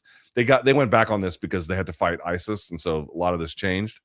But at the time, it was we want to get rid of some of the not all of Marine Corps artillery, but a lot of Marine Corps artillery because the Army does it. And we don't need them to do redundant forces, and we're trying to take this World War II era fighting apparatus and then make it more nimble. Now, the question is whether they made it more nimble or not. I don't know. But you could see why they would want to move out of that sort of conventional style of both warfare and then the machines that power it to something new. It feels like they're a little bit behind the curve on this one. Whereas the Iranians have been quite prepped, it seems like, for this moment. Luke, your words shape the perceptions and cognitions of your audience, potentially motivating some actions, good, bad, or maybe even harmful. How do you navigate the burden of influence? I tell people the best version of the truth that I can find, and I don't worry about it thereafter. Luke, since you have an interest in foreign languages, the Dagestani One Championship Muay Thai fighter mentioned on MK, Asadullah Ghazaliyev's first name means Lion of God in Arabic. Damn. Dude, some of those Muslim names go hard as shit. That's great. That's an amazing name. Like, do you guys ever see that documentary in like the 2010s? Or maybe it was like an ESPN E60 piece on the Native American brothers who were like just fucking killing it in lacrosse. And they had names like anglicized names like Justin or whatever, but they had real names. And I remember one of their names was Deo de Gande. And that translated to he scorches the sky. I was like, woo. You imagine that? It's like, what's your name? Oh, Deo de Gande. What does that mean? He scorches the motherfucking sky, bitch. Like that name is fucking tough. That's a tough name right there, bro. That's awesome. Luke, at work right now, apologies if you already answered, but I was curious as to why we did not see you and Izzy collaborate anymore. I stopped asking. It's not anything personal. I don't have anything personal against him, but I used to be able to reach him either directly or through his coach, and then his whole process changed, and you had to go through his manager, and once he did that, I stopped. It's not, I actually like his manager. It's nothing personal. His manager actually married a Colombian woman. In fact, as I understand it, his wedding was in this like really fancy hotel in Cartagena, which I've been to. I mean, I've never stayed in that hotel, but they have places to eat and drink, and I've been in there a million times. Really nice place. So, you know, I've interacted with Tim. He's never been anything but friendly and accommodating to me. I don't have anything personal against him, but I just know how this goes. And it happens every single time someone, like when I used to have like a direct relation or a more direct relationship with them, and then you had to kind of go through their manager. I understand it from the fighter's perspective because they got to have someone looking out for them to like quite literally manage which of these media, especially for someone like Izzy in his prime, which of these is like worth my time, which are not. And again, he made all the time in the world for me. Then, there's that. And then the manager, has got some, they gotta do the judicious thing where they got to figure out what's got the most bang for the buck. But what I have found is that, I'm going to lose that battle in ways that are too frustrating for me to fight. So what I know is going to happen is I'm going to reach out for an interview, because this is what happens every single time, and with very limited exception. And what will happen is that, I'm going to be asking around the same time as somebody else. And if it's Ariel, they're going to go to Ariel first. Like, that's just what always happens. I'm not blaming anybody, but I'm telling you, that's what's going to happen. And then at the time in which he had gone to Tim Simpson, they was getting was doing huge media outlets beyond what I could offer him. And there's really no point in talking to me at that point. Not that there wouldn't be a value to me enjoying a conversation with him, but I just know now that I have to interface with management. I just guys, I've been doing this so long. I know exactly which way it was going to go. It was going to become very, very tiresome and difficult and not worth it to me. I want to have conversations with a lot of these guys, and there are some managers I will go through. But in general, if you put up a manager in front of me to you got to go through him to get my media, chances are I'm just going to punt altogether. because I just know which way the wind blows once that happens. It doesn't work out for me, and I'm okay with that. But once he did that, I was like, I wish him all the best. It's not personal. I swear on my child, it is not personal. It is not personal. But I'm not playing. I'm not going to go beg someone's manager for an interview. I'm just not going to do that. Luke, what are your thoughts and picks on Usyk versus Verhoeven? And what, if anything, will Usyk add to AJ's game since they've hooked up and trained together in Spain? I think AJ visited Ukraine too. I don't know what to say about the latter one, except, maybe some small things here or there, maybe a little bit of mindset things. Both those guys are kind of set in stone. Guys, we're not going to do this whole, Verhoeven can beat Usyk thing, are we? Like, Usyk's going to win. I mean, that seems fairly straightforward, right? What would Yuri need to cement himself as champ if he wins the belt, even after having lost twice to Poatan? Would it take beating Ankalaev and possibly Chimaev if he moves up? Yeah, his own kind of stamp of authority. And maybe that there's nothing he can do to get people to look the other way on, because the fact that he didn't just fight Poatan twice, it went worse for him the second time. So he actually kind of degraded over time, relative to Poatan anyway. But I think if he were able to, just have his own path of authority, that would do a lot to undo some of that damage, or perception anyway. My jaw is on the floor after clicking on the thumbnail, then immediately being hit in the face with that Deontay story. We should all know less about each other. That's a good point. Is it me, or was Izzy noticeably slower versus Pfeiffer? He was noticeably slower versus Pfeiffer. Yes. Deontay reminds me of when Chris Eubank said he had too much testosterone to give birth to a daughter. He went on to have a daughter. That's what I mean, dude. Like, dude, when he said that, he's like, and I'm smart. I'm like, I'm sorry, you're what? What? Did you say smart? It's like, dude, you couldn't pass a 6th grade biology test.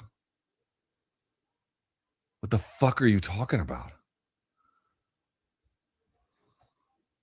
You couldn't pass a middle school sex education test. You know what I mean? Like, is pulling out a reliable method of preventing pregnancy? If you're a fucking idiot, yeah. Luke, thank you for 2 years of the channel membership. A question, and thank you. A question as well. What do you think about Bellamere? She looks to be interesting. She is killing it in collegiate wrestling. She obviously has a leg up already in submission grappling. Her dad is a legendary MMA heavyweight fighter.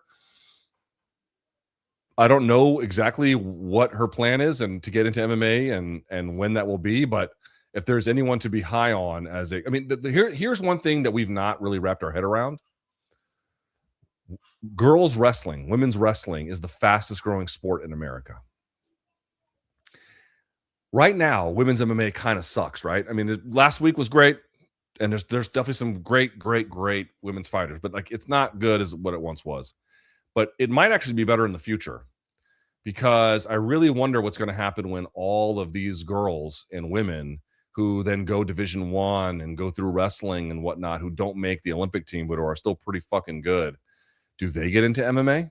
Like that old wrestling boom that the men had 10, 15 years ago, whatever, 15 years ago, more than that, actually, it might be. There might be. So like Bellamere might represent the tip of the spear about a whole movement that's coming. So I'm actually pretty excited about that. With birth rates being down globally, do you see immigration as a long-term solution to the birth rate crisis? I've been asked this before. It's a mathematical certainty. There's no realistic birth rate formula or forecast that in any way allows us to enjoy the same kind of spending on key social programs, but beyond that, beyond just social programs, without the influx of immigrants in order to be able to justify the cost of those programs. It's mathematically impossible. It's mathematically impossible. Cannot be done. Show me the renowned economist who has looked into this and has come to a different conclusion. Because I've actually looked into what well, it's not just economists, but the relevant policy experts in this particular question, what they have come to. There's nobody coming to any conclusion. I mean, you'll see like crazy, natalists saying things like, "Oh, we can fuck our way out of this problem." It doesn't look like that. It doesn't look like we can fuck our way out of this problem. Deontay Wilder's going to try, but he can't do it himself. And again, I talked to David J. Beer of the Cato Institute, who did that whole report from 1994 to 2023, and it showed that the amount of federal spending that immigrants contributed in both reducing the deficit in certain cases, but the social programs more generally, they take less than natives. They contribute more. So like their cost, their spending to benefit ratio is the opposite of what natives are, because they come here later. They're ready to typically enter the workforce. People don't understand this, but it's actually quite true. Immigrants are naturally more entrepreneurial than natives are. So they tend to create firms that create more jobs. This is absolutely a fucking fact. And so it goes on. And so like there's the tax burden therein. So like the ways in which that they contribute, the myriad ways in which they contribute without necessarily incurring a lot of benefits, makes them ideal members of at least a part of a broader social project to make these programs solvent. If you like, this is why it's all like, oh, we're gonna have mass deportation. You're gonna have mass fucking poverty then. Like, I'm gonna keep saying it right now, relative to January 2025. Very basic question, boys and girls, and the data came out this week on this. Is the native-born unemployment rate, is it higher or lower than it was in January of 2025? It is higher. It is higher. You're doing all of this deportation, all of this destruction. You're making housing costs making housing costs much more expensive, particularly in Texas, in the south side of the south end of Texas. Sorry, my brain is failing me. And in numerous other local economies that have had, a particularly focused force of ICE ripping people out of their communities. Show me how natives in those particular communities have actually gotten more jobs that they wanted. They tried to make the farm worker visa much more accessible. People won't even fucking touch it for fear of getting sent to a fucking gulag in El Salvador as a consequence. Costs are up. Natives are being unemployed more relative to January 2025. And we've done all of this deportation craze. I'm fucking waiting to see the story of we deported 20,000 people from this community and look how it's fucking thriving. Can't wait to see it. It's never going to fucking happen because it doesn't make sense relative to how our society functions and how our economy operates simultaneously. It doesn't make sense. But tearing out people who contribute a lot to the tax base and don't take it, tearing out people who are much less likely to commit crimes. Since 1870, the immigrant population has had a lower incarceration rate than the native incarceration rate without ever changing. There's never been a single year since they started measuring it where immigrants were incarcerated more than natives. Not since 1870. And I want to make one last point, if I may, on this, and we'll move on. It doesn't really get discussed, but anybody who knows like Latino people, and I'm no expert on it, but I'm in proximity to, I think, more of them than maybe some folks are. Anybody who knows them means that they know someone who's been deported, or that they know someone who's been deported, and or has seen some of the horrors of what has happened. And I'm just going to be very clear about something. It's an under-discussed point, but the evangelicals, for example, who powered Donald Trump back to office in 2024, who are widely supportive of holding up the mass deportation signs. One of the things that is under discussed is how much Christian on Christian violence is taking place as a result of that. How many, and typically in the form of Protestant Christians using their voting choices to then go after basically Catholics. It cannot be overstated how much this is actually happening and under discussed. And it's why I think you see the Pope and various Catholic leaders come out in no uncertain terms, in very condemnatory tones about what we're doing with deportation. And they have their own ways in which they find it to be improper and bad, but they're articulating concerns because they know that many of their flock are being rounded up, having their lives destroyed, having their communities destroyed, having their families destroyed, having their parishioners' lives destroyed, and so on and so forth. And they're speaking out about it. And the people who are making that possible, at least at the voting booth, are very much enthusiastic evangelical Christians. The Christian on Christian violence of the deportation satanic panic that we are going through should never be lost on anybody.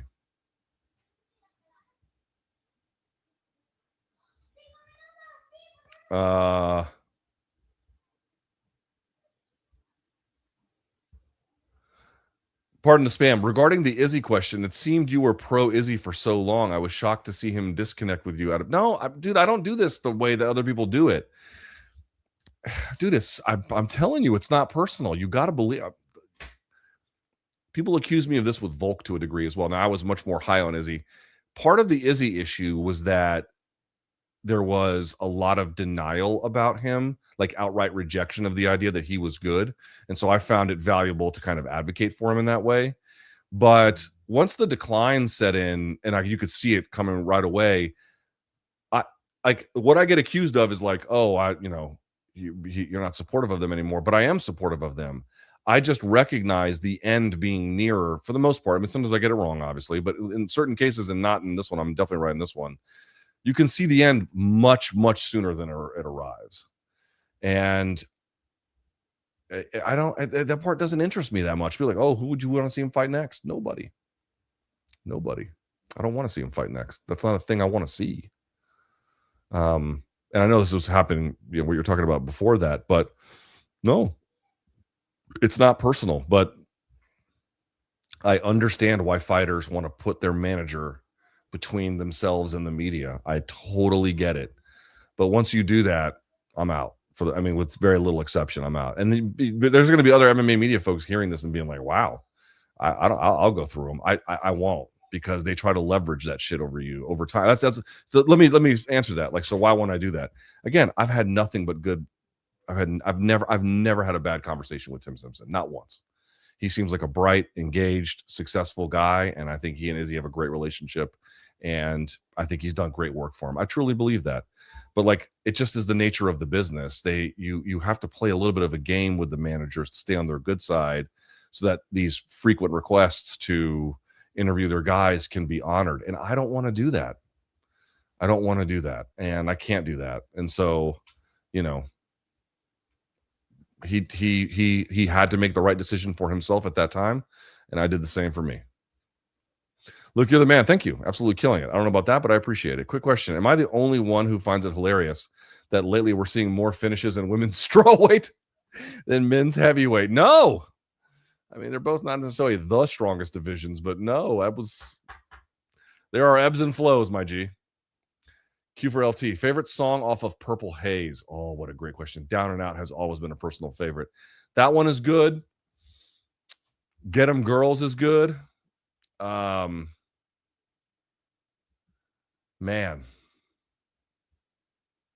what's the it's not the opening song, but it's the one with Jewels. What's the name of that one? I forget. I just know it because I've heard it so many times. I actually forget the name of it. I forget. But dude, that album is like incredible. It's got skits on it in the way that like that used to be a big part of rap albums. I mean, it's Kanye, I would argue, in his prime. It's fucking Cameron in his prime. There's just so many good songs on there. Peak versus Peak. Who hits harder all time, Francis or Wilder? Probably Wilder. I feel like Deontay Wilder in small gloves would be a spectacular display of power. Yes. That was one. People were saying, oh, I don't want to see him fight like with 4-ounce gloves. And I'm like, why? I do. Big question. But can you explain for non-Americans why the average citizen is incapable of making a meaningful impact on our government? What is the path to rebellion when even massive gun ownership isn't even enough? Well, I'm not sure that it's not enough. The point about, again, this idea that you hear from the right, that like the reason why you have to own a gun is that so you can fight a tyrannical government. And like, there can be applications of that, but like ultimately, if it's a battle for battle, they're going to win that one, right? It's more for self-defense. It's more for for example, if you live in the middle of New York City, the idea that you would need a gun to, go down to the local bodega seems a little far-fetched. But if you live out in the middle of the sticks in a particularly poor area and, you have to keep a gun on you for, in a place where the state just doesn't have much of a show of force, that is to me a somewhat separate argument. But you can see what you're doing there is a protection of a livelihood that is not so much against a totalitarian government. So this idea that like, oh, that's what firearms are for, that's what they tell you it is. And again, there can be individual applications of that.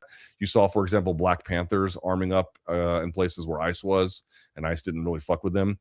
But again, if ICE really did want to fuck with them, who's going to win that battle? Like, you know what I mean? Like, so it can have a deterrent force.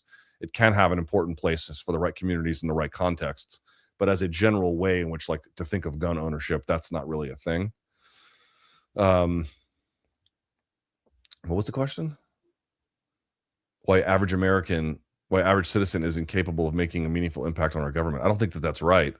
I think being civically involved in protests, in having conversations with your elected leaders, in not missing a vote, in how you donate your money, how you donate your time, all of these things can be massively influential. Knocking on doors, getting signatures, supporting legislation, getting involved, all of that shit is actually hugely important. Have you watched any tape on Tommy McMillan? This card sucks, but Tommy's head coach, being Tim Welch, is notable considering Tim's only worked with Sugar. We'll talk. I appreciate the donation. We'll talk about this on MK tomorrow for sure. I don't want to spoil it. Luke, no question this week. Just thanks for the content and all of your work more generally. Also, shout out to Othello. Yes, shout outs indeed. Yo, LT, did you see Oracle laid off 30,000 employees with a singular email? I did. 20 to 30, but yeah. When do we start actually doing something about wealth hoarding and world control? Scary times. I don't know, guys. Does Congress look like they're locked in on this? Either party, for that matter? This is what I mean about 26 and 28. We have to it's time for Medicare for all. It's time to no longer have people dying with medical debt in this country. It's time. It's time. It's time to rethink old problems. It's time. It's time. We can't keep doing this anymore. We are already in a very, very precarious place. And we're just letting it get worse. No, I'm going to spend the rest of my political life advancing for causes that make wealth distribution more equitable. You think two people can love each other forever, or is marriage about committing to what happens when love fades? That's a great question. I don't know. I've been married to my wife this September. Excuse me. This September. Well, this May will be 15 years together, and then September will be this May will be no, I'm wrong. This May will be 17 years together, and then this September will be 14 years married. And I don't know what it means to be 20 or 30 or 40 years married. I don't know. What I can tell you is that the same kind of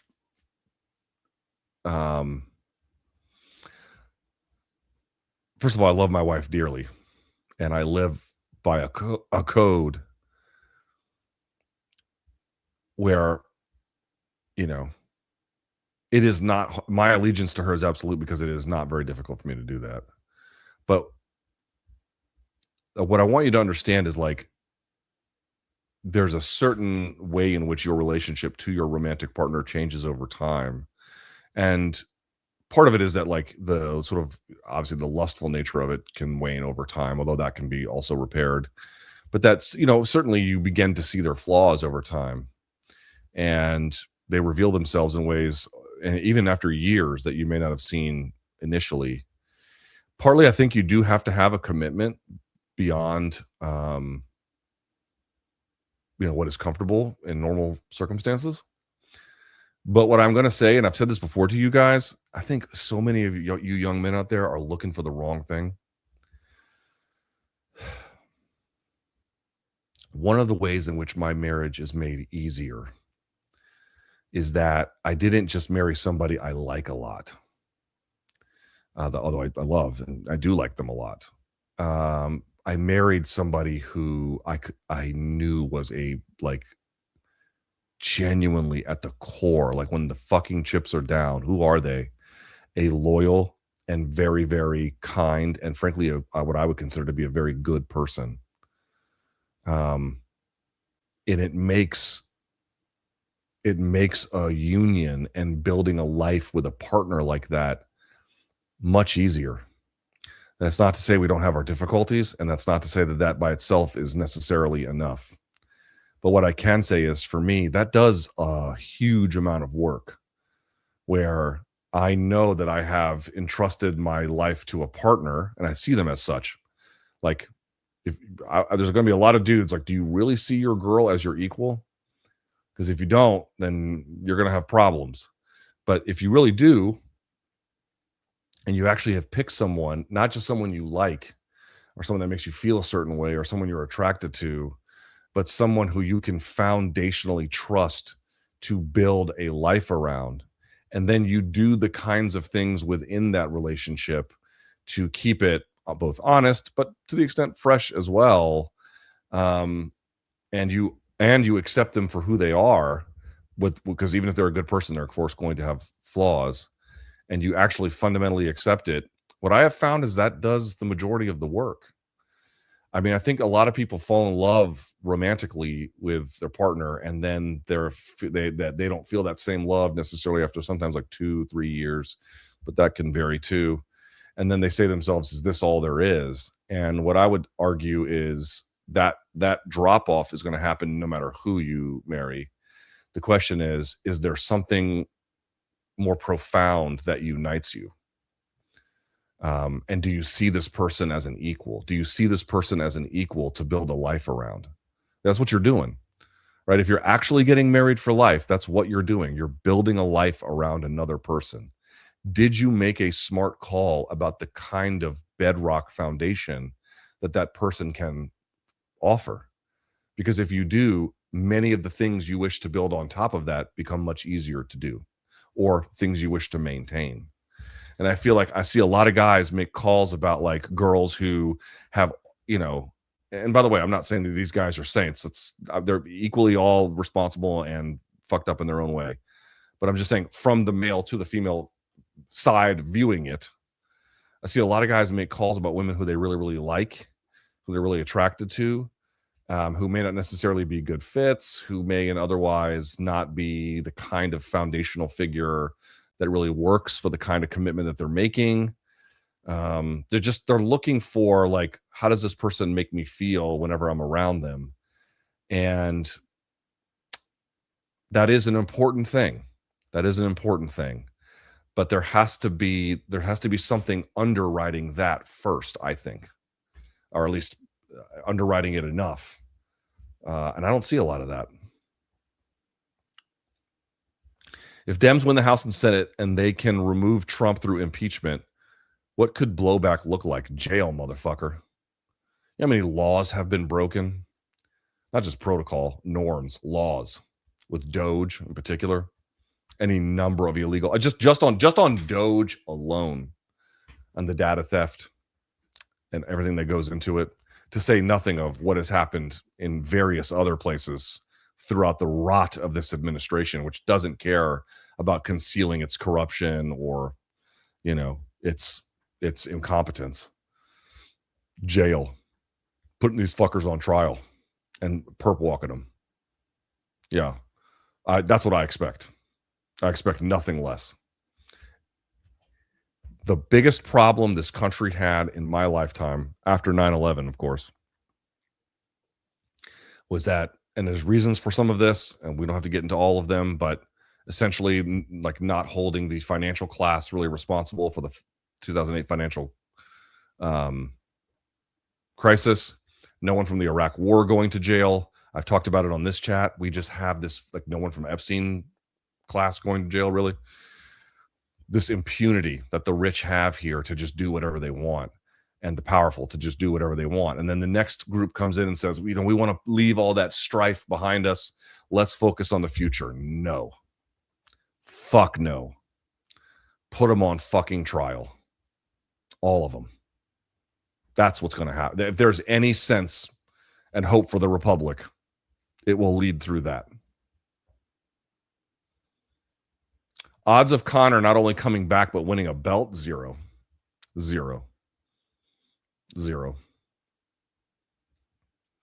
Thanks for not being a shithead. Well, I might be a shithead, but just not to the people that normally get treated bad in the sport. But thank you. Ben says, how long are they going to let Dana White keep doing post-fight press conferences? A while. If he adds no value, talks down to fighters, reporters, and says things like, who gives a shit, it's hurting the brand. But it's not, though. It's a monopoly. You know what I mean? Like, I don't think that they care. What's your take on AI? I've kind of been over this one. I feel like the crazy one, as it seems no one is concerned about the incoming mass unemployment. People like Musk think materialism is enough to please people, but no purpose, which a job is for many. Yeah, so this idea like you can just have like a wage and live off of that and live a life of art and contemplation, but people need purpose more than they need necessarily a job. There's something to be said for that. I think what I would add here is I'm very worried about the incoming apocalypse that AI is going to have on white-collar jobs, but my response would be, what the fuck am I supposed to do about it? First of all, some of these businesses are going to go under. OpenAI looks like it's in trouble, but who knows? You know, they're not all going to make it at the end here. And more to the point, it's like, I'm 46. Like, what am I supposed to do? You know what I mean? I'm just going to ride this out the best way I know how. I don't know what else to do. And if I have to get a manual labor job before the robots take that one too, then I'll get that one too. You know what I mean? Like, I am very much in favor of putting in regulations to protect the workforce such as it can be, but what am I supposed to do? It's on its way. I don't know what else to do. Pam Bondi just got fired. What does it say about a man who can never keep cabinet members long? I mean, he tried, but like, you know, again, he asked the impossible and they can't do that. How was the Colombia versus France game with the family? Well, Colombia got smoked because they're playing like shit. But dude, that was crazy. We met up with some of her Colombian friends and we tailgated over at it's now called Northwest Stadium. That's what FedEx Field used to be. And I was doing shots of guado in the parking lot. They had a bunch of food. I didn't eat it, but and they were giving me, it was fucking great. And then we go to the game and there were some French fans there. Dude, it was 98% Colombians up in that bitch.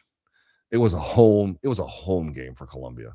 The problem is France is terrifying. Also, the last time I saw them there, Mark Sanchez was playing for the then Redskins, and they lost. I saw the Screaming Eagles, like the U.S. rugby team play the All Blacks. The All Blacks beat them like redheaded stepchildren. And then I see Colombia play France. It's like, I mean, I was there to also see the All Blacks, if I'm being honest. But it's like all the teams I go and cheer for, they all lose at that stadium. It's unfortunate. Can you do a quick film breakdown or reaction to Asad Iman Gev in one? We know who he is, yeah. Undefeated Muay Thai fighter, blending Soviet boxing and Taekwondo. One of the most exciting prospects right now. I've got to. Yes, I will do one. I promise. Othello, send me this list. That one I'll do. For sure. Member for 28 months. Thank you, my friend. What Gen AI does is it takes art and it perpetrates the idea it can be perfected further. That's why it looks as bad as it does and seems off. Yeah, fair enough. Are MMA fans the most uneducated fans in the world? No. I don't know of any other sport that the fans are so against the players and fighters and are so pro-establishment that Dana glazing is comical. You'd be surprised if there was a lockout in any of these leagues, you might see something like it. It is worse in MMA, but by degree, not type. Have you heard of this donk? It's a math rock band from Canada. No, I've not heard of a math rock band from Canada. It sounds weird, and it is, but trust me, you will like it. Take a quick look. I don't think I will. Day in the life of LT. Get up, get my kid to school, make breakfast, work, take breaks, work, hang out with my daughter at night, put her to bed, work, go to bed. I swear to God, that's what I do. Thoughts on working for an Israeli company? I recently joined one. They make exceptional tech products and are anti-war. Curious your viewpoint. It would really depend on the nature of the company and the nature of the job. For me personally, it would be impossible to work for any Israeli company. Couldn't do it. I won't even let my wife bring home Israeli products from like Trader Joe's or something into the house. We don't go to Tate Bakery at all. If I see any place that's like, oh, we make hummus, we make baba ganoush here, we make Israeli salad. Nope. I don't support any like Jewish delis, 2 thumbs up. I'll go to all those motherfuckers. Love it. But there's one here, Call Your Mother. It's fucking amazing. Recommendation, by the way. If you come to DC, there's a couple of them around the area. There's one in Georgia Ave. I think there's one down by Barracks Row. Call Your Mother. Phenomenal Jewish bakery. Phenomenal. Jewish deli, really. Phenomenal. Really, really good. If you're like a New Yorker and you like, I want to get a good bagel, Call Your Mother. That's a great place. I go to them once a week. I mean, I fucking love them. But I'm not supporting anything Israeli under any circumstance ever. I won't let Israeli products enter the home. Nothing. But that is just my personal proximity to Israel. I can imagine there could be other cases where what you're describing, maybe there's a case where it doesn't bleed in ethically. But to me, it's like 100%. I can't do it. Wish me luck on my interview today. Good luck, Jose. Let me know how it goes. Do you think the next president will be able to fix Trump's problems he's caused with gas prices and the war in Iran? It depends how much more fucking worse he makes them, because I don't know. Genuinely, I don't know. We're talking about years from how long it's going to take, depending on how he keeps going in this way. Is that going to be enough by 2030? I don't know. I don't know. It really depends. If he gets an off ramp soon enough, then maybe not. But Luke, would Dana ever dare to step in the ring with Eddie Hearn? Probably not. Who's your money on, Dana? When will we be getting Chuck Mindenhall MK merch? Good question. I'm going to ask Long Island about that. And does he get a cut of MK merch? If we do, he will. Absolutely. Yeah. Well, evenly. Luke, last weekend was great for women's MMA. Why is that such a rarity? We've been over this. Like, there's too much parity. There's not enough skill development. They have trouble sometimes executing violence, but do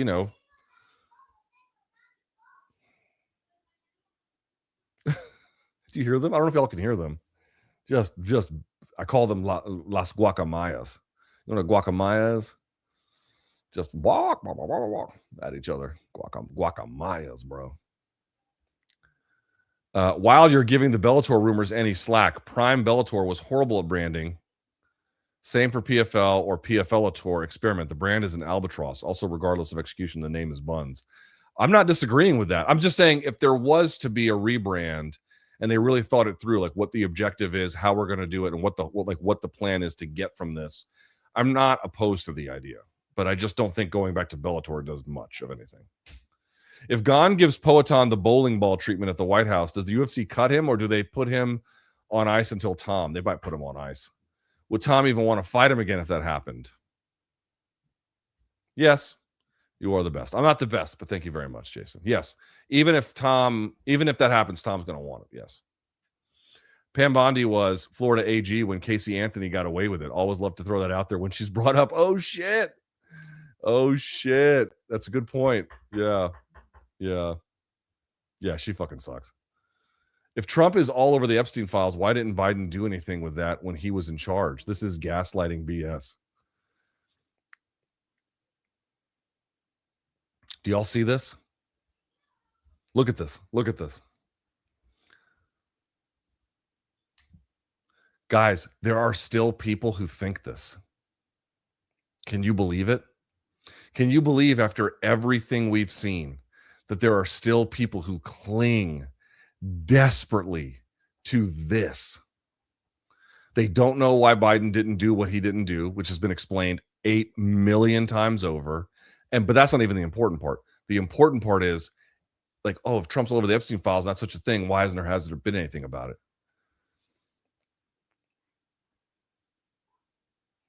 Okay, bro. Luke, did you take a bike ride to the Capital One Arena to see all the sad Duke fans on Sunday evening? No, I did not. What can stop the UFC from icing guys like Conor when he'll have only one fight left on his contract? They can't permanently ice him. They can just delay and delay and delay unless he accepts a lowball offer. But even then, they'd have matching rights. Yes, they'll have matching rights. I guarantee they'll have matching rights. It's going to be hard for him to get out of that. Luke, who else in the admin do you think likes to wear big motorboatables like Noam's husband? Ooh. Shit, maybe Pam Bondi, right? Maybe her husband's got some big-ass titties. I don't know. LT, I know you've said that you don't think Joe is inherently or intentionally vicious, but I could not accept his bullshit trying to walk out of the back of the room calling MAGA dorks.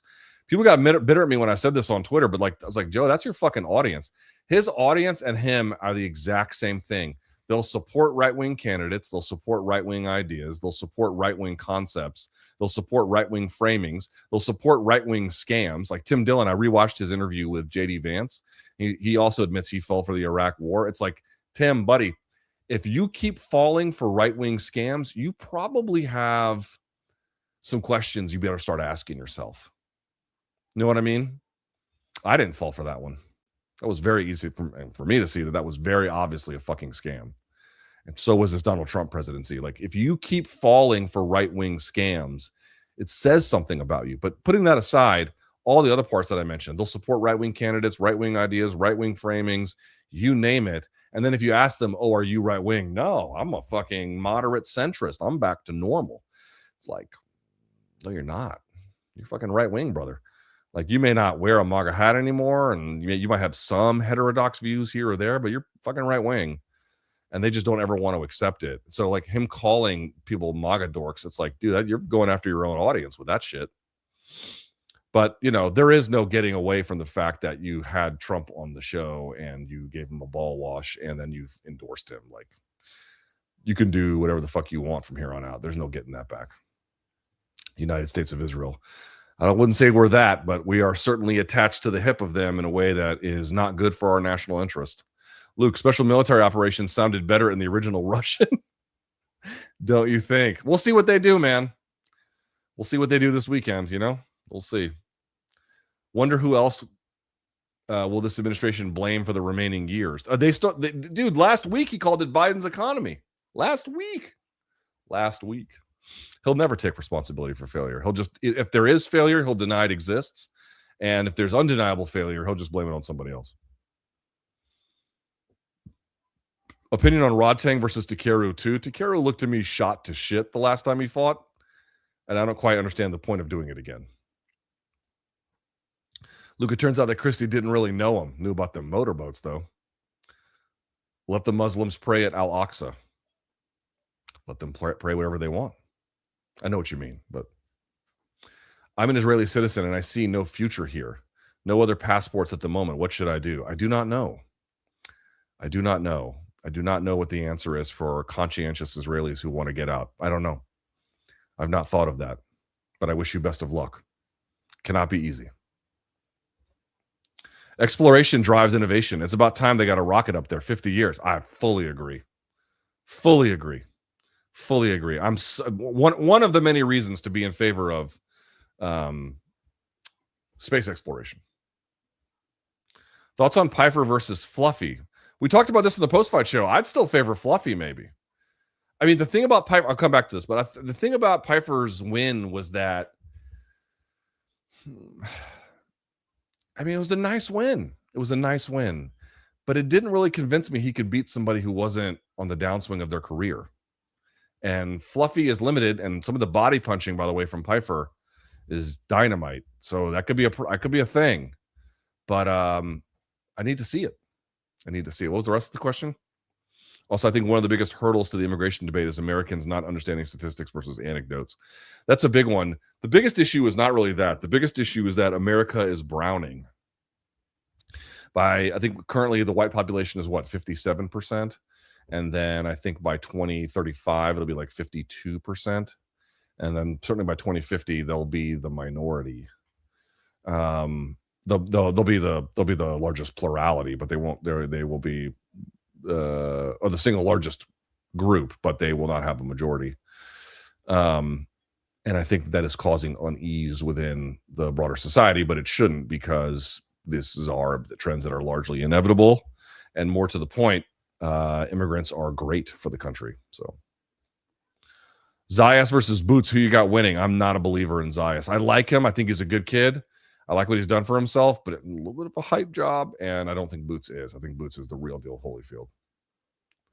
Would you rather go to a one Friday fights if given the opportunity, or would you rather go to a stadium championship fight in Bangkok? I'm going to pick a stadium championship because that has greater significant historical relevance, but I wouldn't turn down either, you know?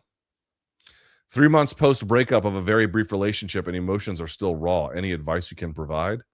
Big fan of your work. Much appreciated. You're going to have to process them, brother. You're going to have to process them. There's no getting around this. 3 months is not that long. I think you'll probably feel better 6 to 9 months. You know, don't rush it through. I mean, don't sit there and wallow in misery, but let yourself grieve. And I think that will help the processing on the other end much more nimbly. What's up, Luke? What's your current regime for keeping your feet strong and supported? I'm seriously considering spending money on a good arch support shoe. I do the opposite.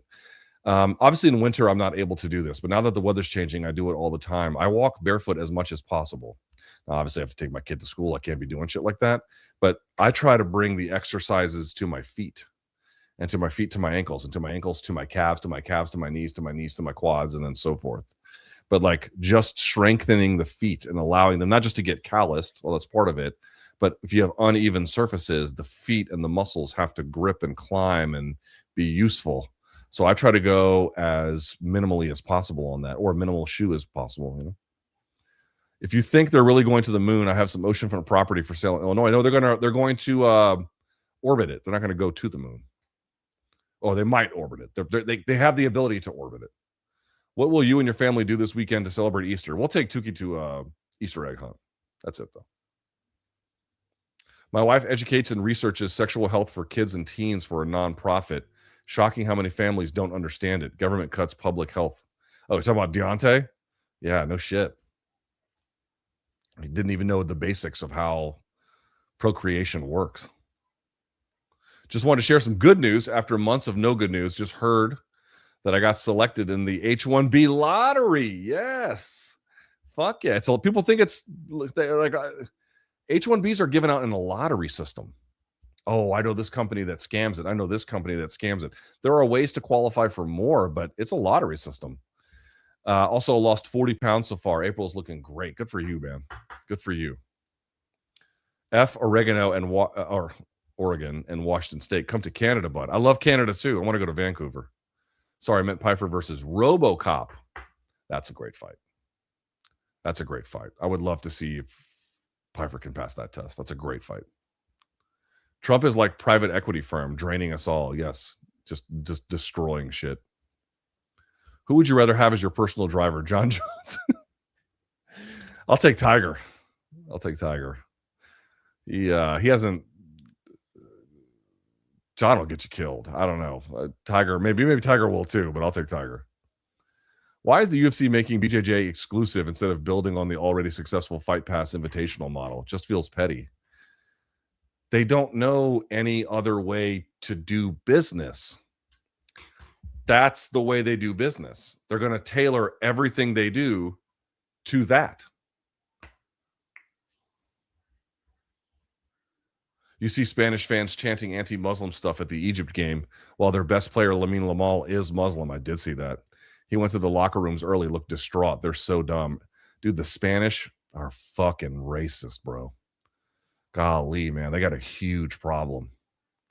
They are fucking racist. It's crazy how bad they are.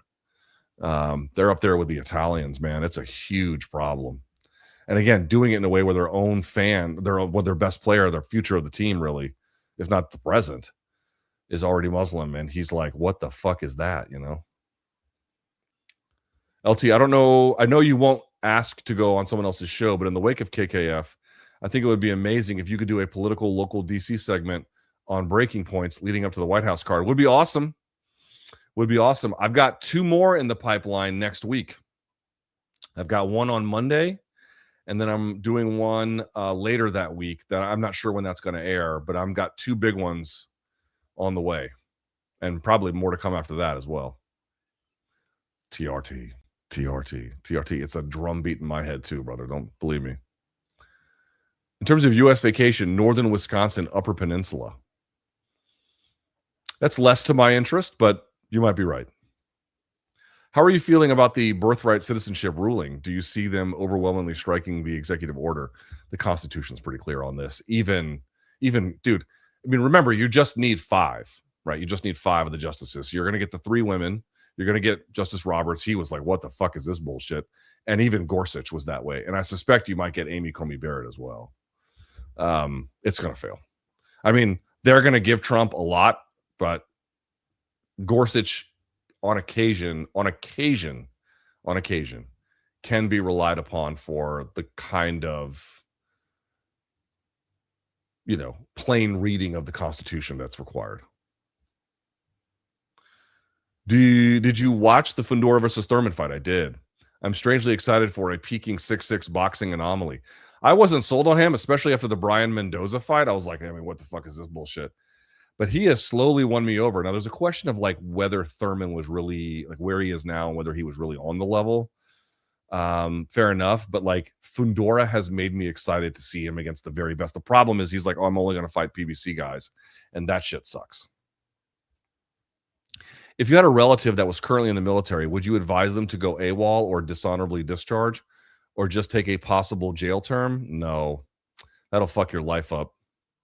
If there's a way to do conscientious objection, you can do that. But going AWOL, that's going to mess up your life. I always do the cowboy position because what comes up must come down, right? That's awesome. He's so fucking dumb. Izzy's striking defense is flawed. Hands forward, lean back works versus shorter foes, but fails versus same size opponents. He's lost to similar sized fighters. Yes. And also, it's really good if your reflexes are very, very sharp, but if they decline at all, you can get lit up very quickly. I'm a leftist and did not vote for Harris. Yeah, fine. I think blue anon shit and hyperbole around the manosphere are 2 sides of the same coin that ignore legitimate grievances. I don't know if they're the same coin, but I generally agree. How can the rational choice be to vote Democrat forever? It can't be. The rational choice has to be voting genuine progressive power into office and then making them make good on their promises about what they're going to do. You have to transform society as we currently have it. Nothing less than that. That's where we're at, folks. That's where we're at. We're at the transform this fucking shit level. Big questions need big answers. Big changes, real ones, lasting ones, the kind that lock in fucking demographics for generations. That's what I'm talking about. But like just voting for corporate fucking Dems, no. Protestant churches in South America have been completely infiltrated. They all have the white flag with blue. Have they really? Yeah, I suspect there might be something to that. You want to see the future of the U.S.? Look at Japan. Their negative birth rates and their anti-immigration. They're trying to change that, though. Their yen, the economy are slumping and grim. They also have a very, very aging population. But now they're trying to... This is the problem that Japan's in. Japan has gone from being immigration rejectors to immigration, choosers. And now they're immigration beggars, and they don't know how to do it. Until January 2025, the Democrats had a list on their website of who we serve that contained a cartoonish number of identities and excluded men. Hard to believe that men opted out. Yeah, this is not a level of governance or a version of governance that I'm endorsing. For Tuke's Easter candy fun, what are we doing this weekend? We're taking it to an Easter egg hunt. It's going to be fun. How much would Elon lose if BYD came to America? They'd put him out of business completely. I rode in some BYDs when I was in Colombia and then in Portugal. Dude, it's like sitting in the Starship Enterprise. And then you ask the guy how much he paid. It was like $23K for like a fucking decked out car. I mean, dude, they obviously part of what Tesla has is the recharging station network throughout the country. And that's a big part of like some of the institutional advantages that they've enjoyed, at least up to this point, although that's changing. But like, BYD would have to have some kind of competing mechanism for that.